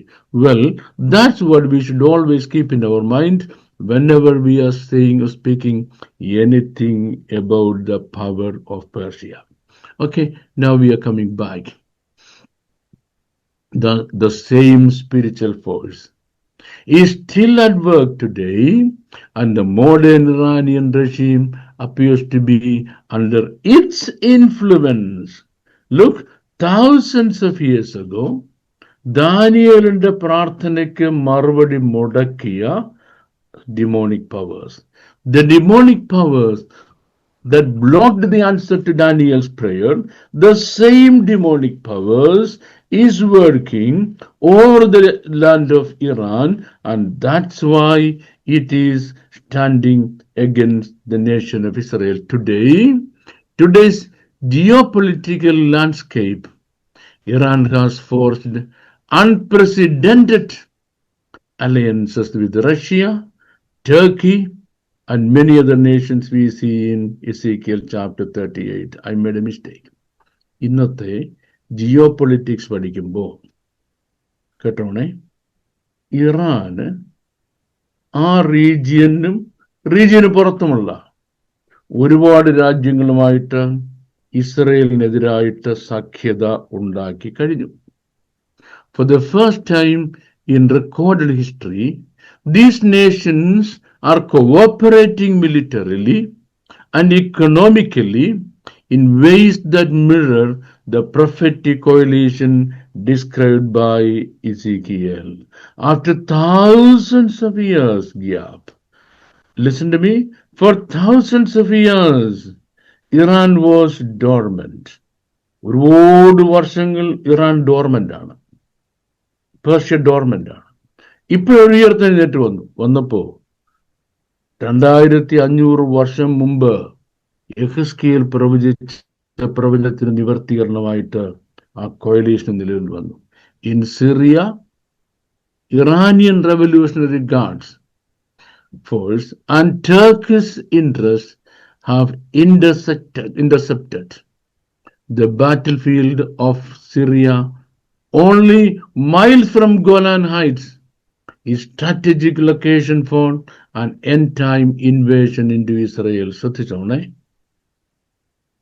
തുർക്കികള് Iran, Syria, ഇത്രയും പേര് Golan ഹൈറ്റ്സിൽ നിന്ന്, ഇസ്രായേലിന്റെയാണ്, ഗോലാൻ ഹൈറ്റ്സിൽ നിന്ന് വെറും മൈലുകൾ മാത്രം ദൂരം വരെ അവരുടെ കോയലീഷൻ ഫോം ചെയ്ത് കഴിഞ്ഞു. Iran has extended its reach through what military analysis called the Shia crescent. Shia crescent എന്ന് പറയുന്ന landscape, I'm sorry I cannot give you the map of it. ഈ ഷിയ ക്രസന്റ് എന്നൊരു landscape ഉണ്ടാക്കി. Do you know what is Shia crescent? Syria, then Turkey, then Lebanon, രാജ്യങ്ങളൊക്കെ ചേർത്തുകൊണ്ട് ഒരു crescent ഉണ്ടാക്കി. So what's the use of that crescent? Through them, Iran can easily come into the land of Israel. So that's a crescent. They can easily come to the borders of Israel. This gives Iran direct access to Israel's doorsteps. അപ്പൊ ഈ വഴിയെ വരികയാണെങ്കിൽ ഇസ്രയേലിന്റെ door സ്റ്റെപ്സിലേക്ക് വളരെ easy ആയിട്ട് അവർക്ക് വരാൻ കഴിയും. Well, how do you explain it? Look at it. നമുക്ക് ജിയോഗ്രാഫിക്കലി പറയുമ്പോൾ Iran stand somewhere east of Israel. Can they come directly to the west, that is Israel? They cannot. നേരെ ക്രോസ് ചെയ്ത് Israel വരാൻ കഴിയുമോ? പറ്റത്തില്ല. എന്തുകൊണ്ടാണ് അവർക്ക് വരാൻ പറ്റാത്തത്? Because there is another nation called Jordan that is stopping or blocking Iran from directly coming to the land of Israel. ഇസ്രയേലിലേക്ക് വരുന്നതിന് ഇറാനെ തടയുന്ന ജോർദാൻ എന്നൊരു രാജ്യം ഇറക്കി നിൽക്കുക. അവരെന്ത് ചെയ്തു? അവർ വടക്കേ സൈഡിൽ കൂടെ സിറിയയിൽ കൂടെ പോയി, പിന്നെന്ത് ചെയ്തു? ഇവരുടെ ഹെൽപ്പ് പിടിച്ചുകൊണ്ട്, ആരുടെ? തുർക്കികളുടെ ഹെൽപ്പ് പിടിച്ചുകൊണ്ട് ലെബനോനെ പിടിച്ച് ഒരു ക്രസന്റ് ഉണ്ടാക്കി. എന്തിനു വേണ്ടി? So through the crescent they can come to the land of Israel. Unfortunately this has been prophesied. This has been prophesied by Ezekiel in preemptive defense, a pattern of escalation that could easily ignite into the larger regional war. Iran's nuclear ambition are a terrifying liar. Now, how can they bring their nuclear warheads to Israel? ഇസ്രയേലിലേക്ക് അവരുടെ nuclear warheads direct കൊണ്ടുവരാൻ കഴിയാത്തത് കൊണ്ട് ഈ crescent our ഉണ്ടാക്കിയിരിക്കുക. Despite denial, Iran has continued to enrich its uranium enrichment. If you ask the Iranian government, are you enriching uranium beyond your requirement? They say, no, we are not. But the thing is that, they never speak truth. Why they never speak truth? They cannot speak truth. എന്തുകൊണ്ടാണ് അവർക്ക് truth, അവർക്ക് സത്യം സംസാരിക്കാൻ കഴിയാത്തത്? ഞങ്ങൾക്ക് uranium enrichment ഉണ്ട്. Why they cannot speak the truth? The reason is they are under the influence of another power. They are under the influence of another power. What is the name of that another power? The name of that another power is the power of darkness. And what is the speciality of the power of darkness? Jesus says, well, he is liar and father of lies. സാത്താനെ പറ്റി നമ്മുടെ വാഴ്ത്തപ്പെട്ട കർത്താവ് പറഞ്ഞത്, അവൻ കള്ളനും പിന്നെ കള്ളത്തരത്തിന് പോഷ്കിന്റെ അപ്പനുമാണ്. From the very beginning he speaks only lies. അവൻ ആദ്യം മുതൽ കള്ളത്തരേ പറഞ്ഞിട്ടുള്ളൂ. That means the force that is guiding Iran, which is demonic force, can speak only lie, and therefore Iran itself cannot speak truth. അതുകൊണ്ട് പാവ ഇറാന് സത്യം പറയണമെന്ന് ആഗ്രഹമുണ്ട്. Even if they want to say, sorry guys, look, we have a lot of uranium enrichment, they cannot say the truth. International agencies have warned that Iran is on the verge of being nuclear capable. Nuclear capable ആയിട്ട് Iran മാറാൻ പോവുകയാണെന്ന് international agencies എത്രയോ പ്രാവശ്യം പറഞ്ഞു കഴിഞ്ഞു. Should Iran obtain such weapons that threat to Israel would be existential and prophetic stage, would be fully set up for the confrontation described in Ezekiel chapters 38 and 39. Ezekiel chapter 38 and 39 പറഞ്ഞിരിക്കുന്ന പോലെ ഇസ്രയേലിൽ വന്ന് ഇസ്രയേലിനെ നശിപ്പിക്കണമെങ്കിൽ അത്രയും nuclear power weapons അവർക്ക് develop ചെയ്യാൻ time കിട്ടണം. May I hope you follow me? How can get the time? This is the time. ഈ ഗ്യാപ്പ് പീരീഡ് ആണ്, ഇപ്പൊ തുടങ്ങിയിരിക്കുന്ന ഗ്യാപ്പ് പീരീഡ് ആണ് അവർക്ക് വീണ്ടും പവർഫുൾ ആയി മാറുന്നതിനുള്ള time. That's what we see in Ezekiel chapter 38 verses 10 and 11. This is what the sovereign Lord says, but the Lord God knows it. നമ്മുടെ കർത്താവ് എന്താ പറയുന്നത്? On that day, thoughts will come into your mind and you will devise an evil scheme. അന്ന് നിന്റെ മനസ്സിൽ ചില ധാരണകൾ ഉണ്ടായിട്ട് you will devise an evil scheme. You will say, I will invade a land of unwalled villages. തുറന്നു കിടക്കുന്ന മതിലില്ലാത്ത പട്ടണങ്ങൾ ഞാൻ ചെല്ലും, ഗ്രാമങ്ങൾ ചെല്ലും. എന്നിട്ട് എന്ത് ചെയ്യും? I will plunder. എന്തിനെ? Agriculture produces, livestock, wealth, everything I will plunder from there. നിന്റെ മനസ്സിലെ തോന്നലുണ്ടാകും. Iran with this deep hatred for Israel. ഇറാന്റെ ഹൃദയം മുഴുവൻ ഇസ്രായേലിന്റെ hatred ആണ്. And it schemes to destroy.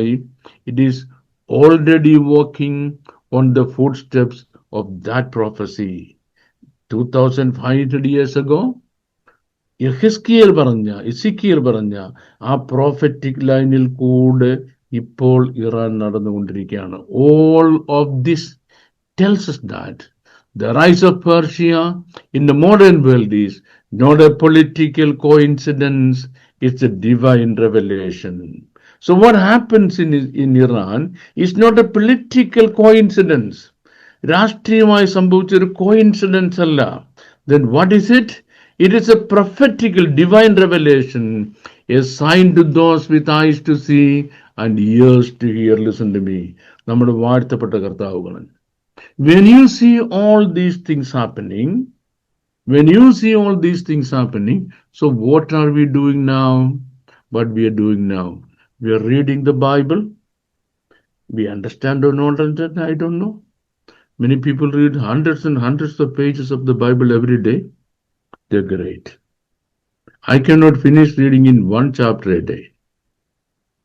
Some days even one verse is difficult for me to read.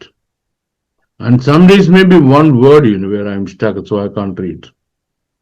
You will say, well, that's your problem of understanding because you don't understand. That's why you are stuck. And we understand everything we read, that's we go forward. But Jesus said, കർത്താവ് പറഞ്ഞു, വായിച്ചോണം, Bible ഇങ്ങനെ വായിക്കണം. If you understand anything, what do? Lift up your head. Lift up your head. Pastor Jobel Yohanan, are you following me? Jobel ji anakavilla. No anakavatro. Jobel ji says, Pastor Babu John, time is over. You better stop. We have to sleep. That you can sleep even now, no problem. Look, Jesus said, read the Bible. If you're able to understand anything, lift up your head.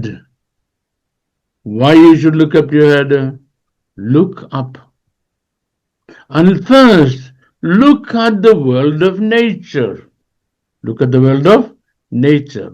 And do you see a change in the climate? A natural, a climatical change, do you see anywhere? If you see a climatical change, then you should understand your redemption is so nearby. ഒരു climatical change കാണുകയാണെങ്കിൽ നിങ്ങൾ എന്തോ മനസ്സിലായിക്കോണം, നിങ്ങളുടെ വീണ്ടെടുപ്പ് അടുത്തു. Because you should be able to discern the time in which you live. And the second Jesus told, lift up your head and turn around and look around. Look around and see what is happening in the nations around. What is happening in the nations around എന്ന് പറയുമ്പോൾ, please listen to me carefully. It does not mean you should look at Papua New Guinea, nor does it say you should look at Kerala. ഒരുപാട് പേരും prophecy ഒക്കെ പറയുന്ന കേരളത്തിന്റെ അടിസ്ഥാനത്തിലാണ്. Many people, they interpret prophecy on the basis of what is happening in Kerala. Well, Kerala is a beautiful place, no problem. Once upon a time it was. I don't know what it is like now, because I left that beautiful place 27 years ago. Okay, let's come back. That's not what Jesus told. Look around the landscape. Which landscape? Not America, not the UK, not Germany or France or Italy either. Look around the landscape in and around Israel. ഇസ്രയേലിന് ചുറ്റുമുള്ള ദേശങ്ങളിലേക്ക് നോക്കാനാണ് പറഞ്ഞത്. Not at Papua New Guinea or what do you call, or even what do you call, Scotland or Ireland or even Australia or even Canada. No. Look at the nations around Israel. ഇസ്രായേലിന് ചുറ്റുമുള്ള രാജ്യങ്ങളിലേക്ക് നോക്കണം. രണ്ട് സ്ഥലങ്ങളിലേക്ക് നോക്കണം. Look at the world of nature and see the climatical conditions and changes and ups and downs. രണ്ടാമത്തെ കാര്യം, ഇസ്രായേലിന് ചുറ്റുമുള്ള ദേശങ്ങളിലേക്ക് നോക്കണം. When you see remarkable changes taking place there, അവിടെ remarkable ആയ മാറ്റങ്ങൾ കാണുമ്പോൾ, when you see coalitions being formed, പുതിയ രാഷ്ട്രീയ ചേരികൾ, കൂട്ടുകെട്ടുകൾ ഉണ്ടായി വരുമ്പോൾ, then what should you do? You must write down at the deep of your heart, your redemption is nearby. Your redemption is nearby. Well, guys, I want to tell quite a lot more things, taking us another full class to finish this topic, because it's very important. I have given you only half of the prophetical verses concerning these only half of what is prophesied in the Bible, and the next half is also very, very important, and I look forward to continuing this class in the next class if the Lord coming is tarrying. May the Lord bless all of you abundantly exceedingly. എന്റെ ചോദ്യം, ഞാൻ കാലങ്ങൾ കൊണ്ട് കേൾക്കുന്ന ഒരു പ്രസംഗ വിഷയമാണ് റോഷ് എന്ന് പറയുന്നത് റഷ്യയാണ്. അപ്പോ ഇന്ന് സാർ അത് വ്യക്തമാക്കി തന്നു, അതല്ല. അപ്പോ ആ റോഷ് ഇപ്പൊ ഇന്ന് ഇറാന്റെ പേർഷ്യ എന്ന രാജ്യമാണ് ഇറാനായി മാറിയത്. ഇറാഖ് അല്ലെങ്കിൽ ഇറാഖായി മാറിയ ഉൽപ്പത്തി പുസ്തകം 10-ാം അധ്യായത്തിൽ പറയുന്നത് പ്രകാരം ഏറക്ക് പിന്നെ ഇറാഖായി. അപ്പൊ അതുപോലെ റഷ്യ പഴയ പേര് ഈ റോഷ് എന്നുള്ള ഏതെങ്കിലും എവിഡൻസ് പാസ്റ്റർ തരുമെന്ന് പറഞ്ഞു. എങ്കിലും ഇത് ഞങ്ങൾ ഇവിടെ ഇരിക്കുന്ന എല്ലാവരും ഈ പ്രസംഗം കേട്ട് ഇരിക്കുന്ന ആൾക്കാരാണ്. അതുകൊണ്ട് 2 മിനിറ്റ് കൊണ്ട് എന്തെങ്കിലും പറയാൻ പറ്റുമോ? പറ്റത്തില്ല. അങ്ങനെ 2 മിനിറ്റ് പറഞ്ഞു ഈ സബ്ജക്ട് ഇങ്ങനെ കുളമായത്. ഇത് ഒരു പുസ്തകം ഞാൻ എഴുതി, ഒരു പുസ്തകം റോഷ് എന്നത് റഷ്യ അല്ലെന്ന് തെളിയിക്കുന്നതിന് എന്റെ പുസ്തകത്തിന് ഒരു പാർട്ട് മുഴുവൻ കിടക്കുക. അതിന്റെ എറ്റിമോളജിയും പിന്നെ അതിന്റെ ജിയോഗ്രഫിയും, എറ്റിമോളജിയും ജിയോഗ്രഫിയും ഹിസ്റ്ററിയും 3 ഭാഗം കൂടെ കൺജോയിൻ ചെയ്യുമ്പോഴല്ലാതെ റോഷ് റഷ്യ അല്ലെന്നുള്ളത് നിങ്ങൾക്ക് മനസ്സിലാകത്തില്ല. ഞാൻ ഒരു വാക്കിൽ നിങ്ങളോട് പറഞ്ഞാൽ ആ ഒറ്റ വേർഡ് 1000 സംശയങ്ങൾ ഉണ്ടാക്കിയിട്ട് ഒരു സംശയം കൊണ്ട് വന്ന് നിങ്ങൾ 100 സംശയം കൊണ്ട് തിരിച്ചു പോകും. നോ, അങ്ങനെ ഒരിക്കലും ചെയ്യരുത്. ആ സബ്ജക്റ്റ് നമ്മൾ പഠിച്ചു കഴിയുമ്പോൾ ഈ പറഞ്ഞ സംഗതി റോഷ് എന്ന വേർഡ്, ആ വേർഡിന്റെ എറ്റിമോളജി പഠിച്ചു വരുമ്പോൾ ഇനി നമ്മൾ ജിയോഗ്രഫിക്കലി ഇദ്ദേഹം പറയുമ്പോൾ അങ്ങനെ രാജ്യം ഉണ്ടായിരുന്നു, അതെവിടായിരുന്നു. എന്നിട്ട് ആ ആളുകൾ എങ്ങോട്ട് മൂവ് ചെയ്തു, അവരിപ്പോഴെവിടാണ്, ആ ദേശത്തിന്റെ പേരെന്ന്. ഇത്രയും റിവീൽ ആകുന്നതിന് പാസ്റ്റർ എന്നോട് 3 മിനിറ്റ് എടുത്തോളം പറഞ്ഞു കഴിഞ്ഞാൽ അത് വലിയൊരു ഔദാര്യമാണ്. പക്ഷെ 3 മിനിറ്റ് കൊണ്ട് സാധിക്കാത്ത കാര്യം ഞാൻ തമാശ ഓരോ പറയാറുണ്ട് കേട്ടോ. മുമ്പ് ഒരുത്തൻ ഗൾഫിൽ നിന്ന് അവധിക്ക് നാട്ടിൽ നിന്ന്, പുള്ളിക്ക് ഒട്ടും അവധിയല്ല, ഓടി വന്ന കല്യാണം കഴിക്കാൻ വന്ന, എയർപോർട്ടിൽ നേരെ പുള്ളി മണ്ഡപത്തിൽ പോയി കല്യാണം കഴിച്ച് പെണ്ണും കൊണ്ട് വലിച്ചുകൊണ്ടങ്ങ് പോയി ഒരു ഗൈനക്കോളജിൻ്റെ അടുത്ത്. എന്നിട്ട് പറഞ്ഞു, പാസ്റ്റർ പിന്നെ ഡോക്ടറെ എനിക്ക് ഇവിടെ ചെക്ക് ചെയ്യണക്ക് ഇതിൽ പ്രോബ്ലം ഉണ്ടോ എന്ന്, ഇവള് പെട്ടെന്ന് പ്രഗ്നൻ്റ് ആകണം, കുഞ്ഞിനെ പ്രസവിക്കണം, പിന്നെ കുഞ്ഞിൻ്റെ മാമോദീസ നടത്തണം, അതിൻ്റെ ഫോട്ടോ എടുത്തുകൊണ്ട് വേണം എനിക്ക് വീഡിയോ കൊണ്ട് എനിക്ക് ഗൾഫിൽ തിരിച്ചു പോകാൻ. അതിനെക്കുറിച്ച് കുഴപ്പമില്ല. ഇപ്പൊ പ്രോബ്ലം എന്താ? പ്രോബ്ലം എനിക്ക് എല്ലാം കൂടി 2 ആഴ്ചത്തെ അവധിയേ ഉള്ളൂ. മനസ്സിലായേ? ഈ 2 ആഴ്ചത്തെ അവധി കൊണ്ട് ഈ പെണ്ണുപിള്ള പ്രഗ്നൻ്റ് ആകണം, പ്രസവിക്കണം, കൊച്ചിൻ്റെ മാമോദീസ നടക്കണം, പുള്ളിക്ക് അതിൻ്റെ വീഡിയോ എടുക്കണം, നാട്ടിൽ കൊണ്ടുപോകണം. ഐഡിയ നല്ലതാണ്. പലപ്പോഴും നമുക്ക് പറ്റുന്ന പ്രോബ്ലം, ബൈബിൾ ടീച്ചേഴ്സ് ഒരു സബ്ജക്റ്റ് പഠിക്കാൻ ആവശ്യമായ സമയം എടുക്കാതെ, പാസ്റ്റർക്ക് അറിയാമല്ലോ, 3 മാസം കൊണ്ട് MTH കൊടുക്കുകയാണ്. 1 മാസം കൊണ്ടിരുന്ന PhD കിട്ടും, ഡോക്ടറേറ്റ്. അപ്പൊ നമുക്ക് എങ്ങനെ ഒരു ധാരണയുണ്ടായി ഒരു സബ്ജക്റ്റ് പഠിക്കാതെ അതിന്റെ ആൻസർ പഠിക്കാമെന്ന്? ചില സബ്ജക്റ്റ് അങ്ങനെയാണ്, അത് സബ്ജക്റ്റ് ഒന്നും പഠിക്കണ്ട, ആൻസർ പഠിക്കാൻ. പക്ഷെ ഇത് പ്രൊഫറ്റിക് മെൻഷനിങ്ങിൽ വളരെ ഡീപ്പായിട്ട് ഈ ഇന്റർവോവനായ ഒരു സബ്ജക്റ്റാണ്. ഞാൻ പറഞ്ഞല്ലോ, വെളിപ്പാട് പുസ്തകത്തിന്റെ ക്ലാസ് നമ്മൾ എടുത്തുകൊണ്ട് വരികയാണ്. വെളിപ്പാട് പുസ്തകത്തിന്റെ ക്ലാസ് എടുത്തുകൊണ്ട് വരുമ്പം തീർച്ചയായിട്ടും നിങ്ങൾ എൻ്റെ പുസ്തകം മേടിക്കണമെന്ന് ഞാൻ പറയുന്നില്ല, പക്ഷെ തീർച്ചയായിട്ടും ഈ കാര്യം വരും. പക്ഷേ നമ്മൾ ഈ ലോകത്തിൽ നടക്കുന്ന സംഭവങ്ങളൊക്കെ കാണുമ്പോൾ, ഇസ്രയേല് ബോംബ് ചെയ്യുന്നു, ഇറാൻ ബോംബ് ചെയ്യുന്നു, അവിടെ ആളുകൾ മരിക്കുന്നു. അപ്പോൾ ദൈവമക്കളായ നമ്മള് ഈ കാലയളവില് കർത്താവ് പറഞ്ഞ ഭൂതലത്തിൽ പാർക്കുന്ന എല്ലാവരുടെ മേലും വരുവാനുള്ള ഒരു പരീക്ഷാകാലമായിട്ട് ഇതിനെ കണക്കാക്കാൻ ഒക്കുവോ? അപ്പൊ നമ്മൾ എന്ത് വിഷയത്തിനു വേണ്ടിയാണ് ഈ സമയത്തൊക്കെ ഈ വിഷയങ്ങളെ ആധാരമാക്കി വചനത്തിന്റെ വെളിച്ചത്തിൽ പ്രാർത്ഥിക്കേണ്ടത്? പാസ്റ്റർ ചോദിച്ച നല്ല ചോദ്യമാണ്. ഭൂതലത്തിൽ വരാനിരിക്കുന്ന എല്ലാ മനുഷ്യനും വരാനിരിക്കുന്ന പരീക്ഷാകാലം, ആ പരീക്ഷാകാലമാണ് ഇപ്പൊ നമ്മൾ അങ്ങോട്ട് ആരംഭിച്ചിരിക്കുന്നത്. ഇവിടെ നമുക്ക് 2 കാര്യത്തിൽ 3 കാര്യത്തിൽ പ്രാർത്ഥിക്കാം. ഒന്നാമത്തെ കാര്യം നമ്മളെ കാക്കണമെന്നുള്ളത്, രണ്ടാമത്തെ കാര്യം ജനത്തെ രക്ഷിക്കണമെന്നുള്ളത്, സുവിശേഷം കേട്ട് രക്ഷിക്കാൻ ഉണ്ടാവണമെന്നുള്ളത് രണ്ടാമത്തെ കാര്യം. മൂന്നാമത്തെ കാര്യം ദൈവത്തോട് ക്രോധത്തിൽ കരുണ അടച്ചു കളയരുതേ.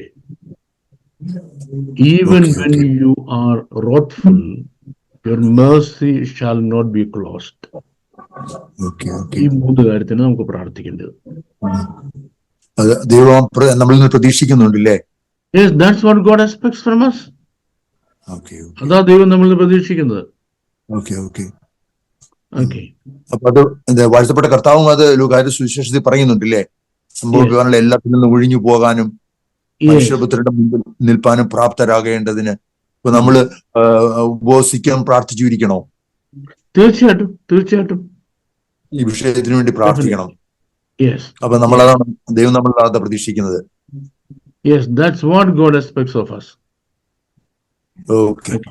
Okay pastor, thank you.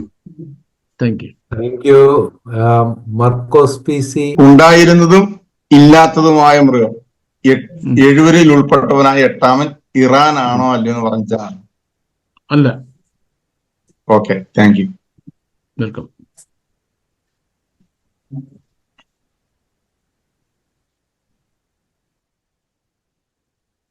Pastor, ഞാൻ ചോദ്യത്തിന് ഹലോ പറഞ്ഞ അൺമ്യൂട്ട് പറഞ്ഞല്ലോ. ആ ചോദ്യത്തിന്റെ ആൻസർ കംപ്ലീറ്റ് ആയില്ലേ?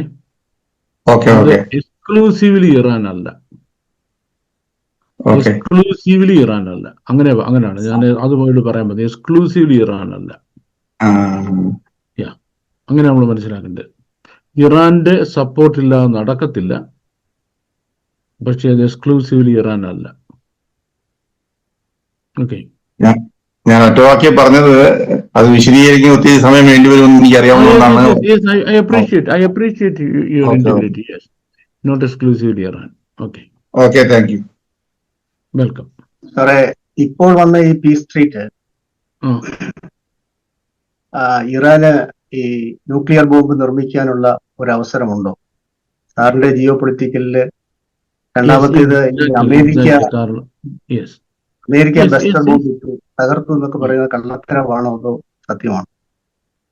അല്ല, അമേരിക്ക ക്ലസ്റ്റർ ബോംബ് ഇട്ട് നശിപ്പിച്ചെന്നുള്ളതിന്റെ ഇമേജസ് എല്ലാവരും എടുത്തിട്ടുണ്ടല്ലോ. ചുമ്മാ പറയല്ലല്ലോ, അതിന്റെ ഇമേജസ് എല്ലാവരും എടുത്തിട്ടില്ലയോ? പോകുന്നു, ഇടിക്കുന്നു, ഇടുന്നു, തകർന്നില്ല ഫോട്ടോ ഉണ്ട്. പക്ഷെങ്കിൽ ഈ നമ്മൾ നെക്സ്റ്റ് ക്ലാസ് നമ്മൾ എടുക്കാതിരിക്കുന്ന ടോപ്പിക്സ് ആണ്. പാസ്റ്റർ കാരണം അത് എക്സ്പ്ലെയിൻ ചെയ്യുന്നുണ്ട്. ഈ പീസ് എന്ന് പറയുന്നത് വോറിനേക്കാൾ അപകടകരമാണ്. Peace is more dangerous than war. അത് devil is now using against America and against Israel to destroy them. അതൊരു ഡബിൾ സ്റ്റാറ്റിക്സ് ആണ്. അതുകൊണ്ടാണ് ഞാൻ അടുത്ത ആഴ്ച നമുക്ക് ക്ലാസ് കണ്ടിന്യൂ ചെയ്യണമെന്ന് പറഞ്ഞത്. Yes, that's my answer. അന്തിമമായി ന്യൂക്ലിയർ ബോംബ് നിർമ്മിക്കുന്നുണ്ടോ? അന്തിമമായി ന്യൂക്ലിയർ ബോംബ് നിർമ്മിക്കും, പക്ഷെങ്കിൽ ഉപയോഗിക്കാൻ പറ്റത്തില്ല. കാരണം അങ്ങനെ ദൈവം സമ്മതിക്കത്തില്ല. അതുകൊണ്ട് ഈവൻസ് നമ്മൾ പഠിക്കാൻ പോകണല്ലോ. ഏതാ ഈ മഹോദരകാലത്ത് നടക്കുന്ന സംഭവങ്ങൾ? ദൈവം അനുവദിക്കുന്നതിനപ്പുറം ഒരൊറ്റ കാര്യം ചെയ്യാൻ സാത്താന് പറ്റത്തില്ല. ടോട്ടൽ ഡിസ്ട്രക്ഷൻ ദൈവം സമ്മതിക്കത്തില്ല സാത്താനെ. Yeah. So my question is, so we know that Jesus himself has said that nobody knows when he will come except the Father. Correct? So I want to know what is the intent of these studies, because are we trying to find out when he will come and get prepared before that? Okay. The intent of this study is the exact moment nobody knows. But Jesus has given us plenty of clues regarding the signs, and yes, there are the signs that tell us that his coming is nearby. We have been asked by Jesus to be very careful, watch the changes and the times, the climate, and in political realms, so that you can understand how close or how far you are from or to the coming of the Lord. If you are not watchful, your Lord will come and you will not know it. That's why he said, be watchful. We should be watchful about the natural calamities, climatical changes, political tensions, all these things. We are watchful because we think at any time Jesus can come, but the exact moment we don't know. So the question is, should we not be spending more time in the sanctification process? We should be spending lots and lots of time on it, because that's the most important thing to happen in our life. The most important thing to happen in our life is that we should be taken into glory in the rapture when Jesus comes. That is the most serious thing on which you should be spending more time. The problem of this generation is they have no time to spend on these things. They have time to spend on so many things that are earthly and perishing. These are things that are connecting you to eternity. More time should be spent on it. Why should people like us spend lots and lots and lots of time sitting and studying all these things? Because it's our responsibility to teach the world, teach the believers, so that they could lift their eyes to see events that are leading to the coming of the Lord Jesus Christ. Jesus did not say, don't be watchful. He said, watchful, be watchful. Yes. Thank you. Pastor, Revelation 3:21 കാര്യം പറയുന്നുണ്ട്. That he who overcomes, I will give him I will grant him to sit with me on my throne, as I also overcame and sat with my Father. Revelation 22:3 വേറെ കാര്യം പറയുന്നുണ്ട്. He's here. They will no longer be You see, there will no longer be any curse, and the throne and the lamb will be in it, and his bond servants will serve him. അത് രണ്ടും ഒരേ ആള് തന്നെയാണോ? Yes, രണ്ടും ഒരേ ആള് തന്നെയാണ്. അപ്പോ കർത്താവിന്റെ കൂടെ സിംഹാസനത്തിൽ ഇരിക്കുന്ന വ്യക്തിയും കർത്താവിനെ സെർവ് ചെയ്യുന്ന ബോണ്ട് സെർവൻസും സെയിം ആണ്. You will be doing both. നമുക്ക് മൾട്ടിപ്പിൾ റോൾസ് ആൻഡ് റെസ്പോൺസിബിലിറ്റീസ് ആണ് സ്വർഗത്തിൽ. Multiple. Number 1, we will be his servants. Okay. We are his bride. Okay. Number 2, we are his children. Okay. And we are his servants. Okay. And we are his servants. Okay. Okay. Also of a very, very privileged position. A very, very privileged position. See, look at India or any world, any country in the world. Prime മിനിസ്റ്ററെയും പ്രസിഡന്റിനെയും കൂടെ യാത്ര ചെയ്യുന്ന civil service officers അവർ servants ഇല്ലയോ? അതെ, servants ഉണ്ട്. What about the position? Very high, very privilege position. Okay, thank you, Pastor. Thank you. You're welcome. 2 Timothy chapter 4 verse 21 പൗലോസ് പറയുന്ന ഒരു ശീതകാലത്തെ കുറിച്ച് പറയുന്നുണ്ട്. അപ്പൊ ആ ശീതകാലം എന്ന് പറയുന്നത് ഈ അന്ത്യകാലത്തോടുള്ളതായ ഈ സിറ്റുവേഷനിൽ വരുന്നതാണോ? ഒന്ന് വായിച്ചാന്ന്. ആ ശീതകാലത്തിന് മുമ്പേ വരുവാൻ ശ്രമിക്കാൻ. അത് സംശയം ഉണ്ടായിട്ടാണ്. പ്രകൃതിയോടുള്ള ബന്ധത്തിൽ മാത്രമാണല്ലേ? മെഡിറ്ററേനിയൻ ബന്ധപ്പെട്ട് മാത്രമാണ്. എക്സ്ക്ലൂസീവ്ലി. അതറിയാൻ വേണ്ടിയാണ്. Thank you. Okay, thanks.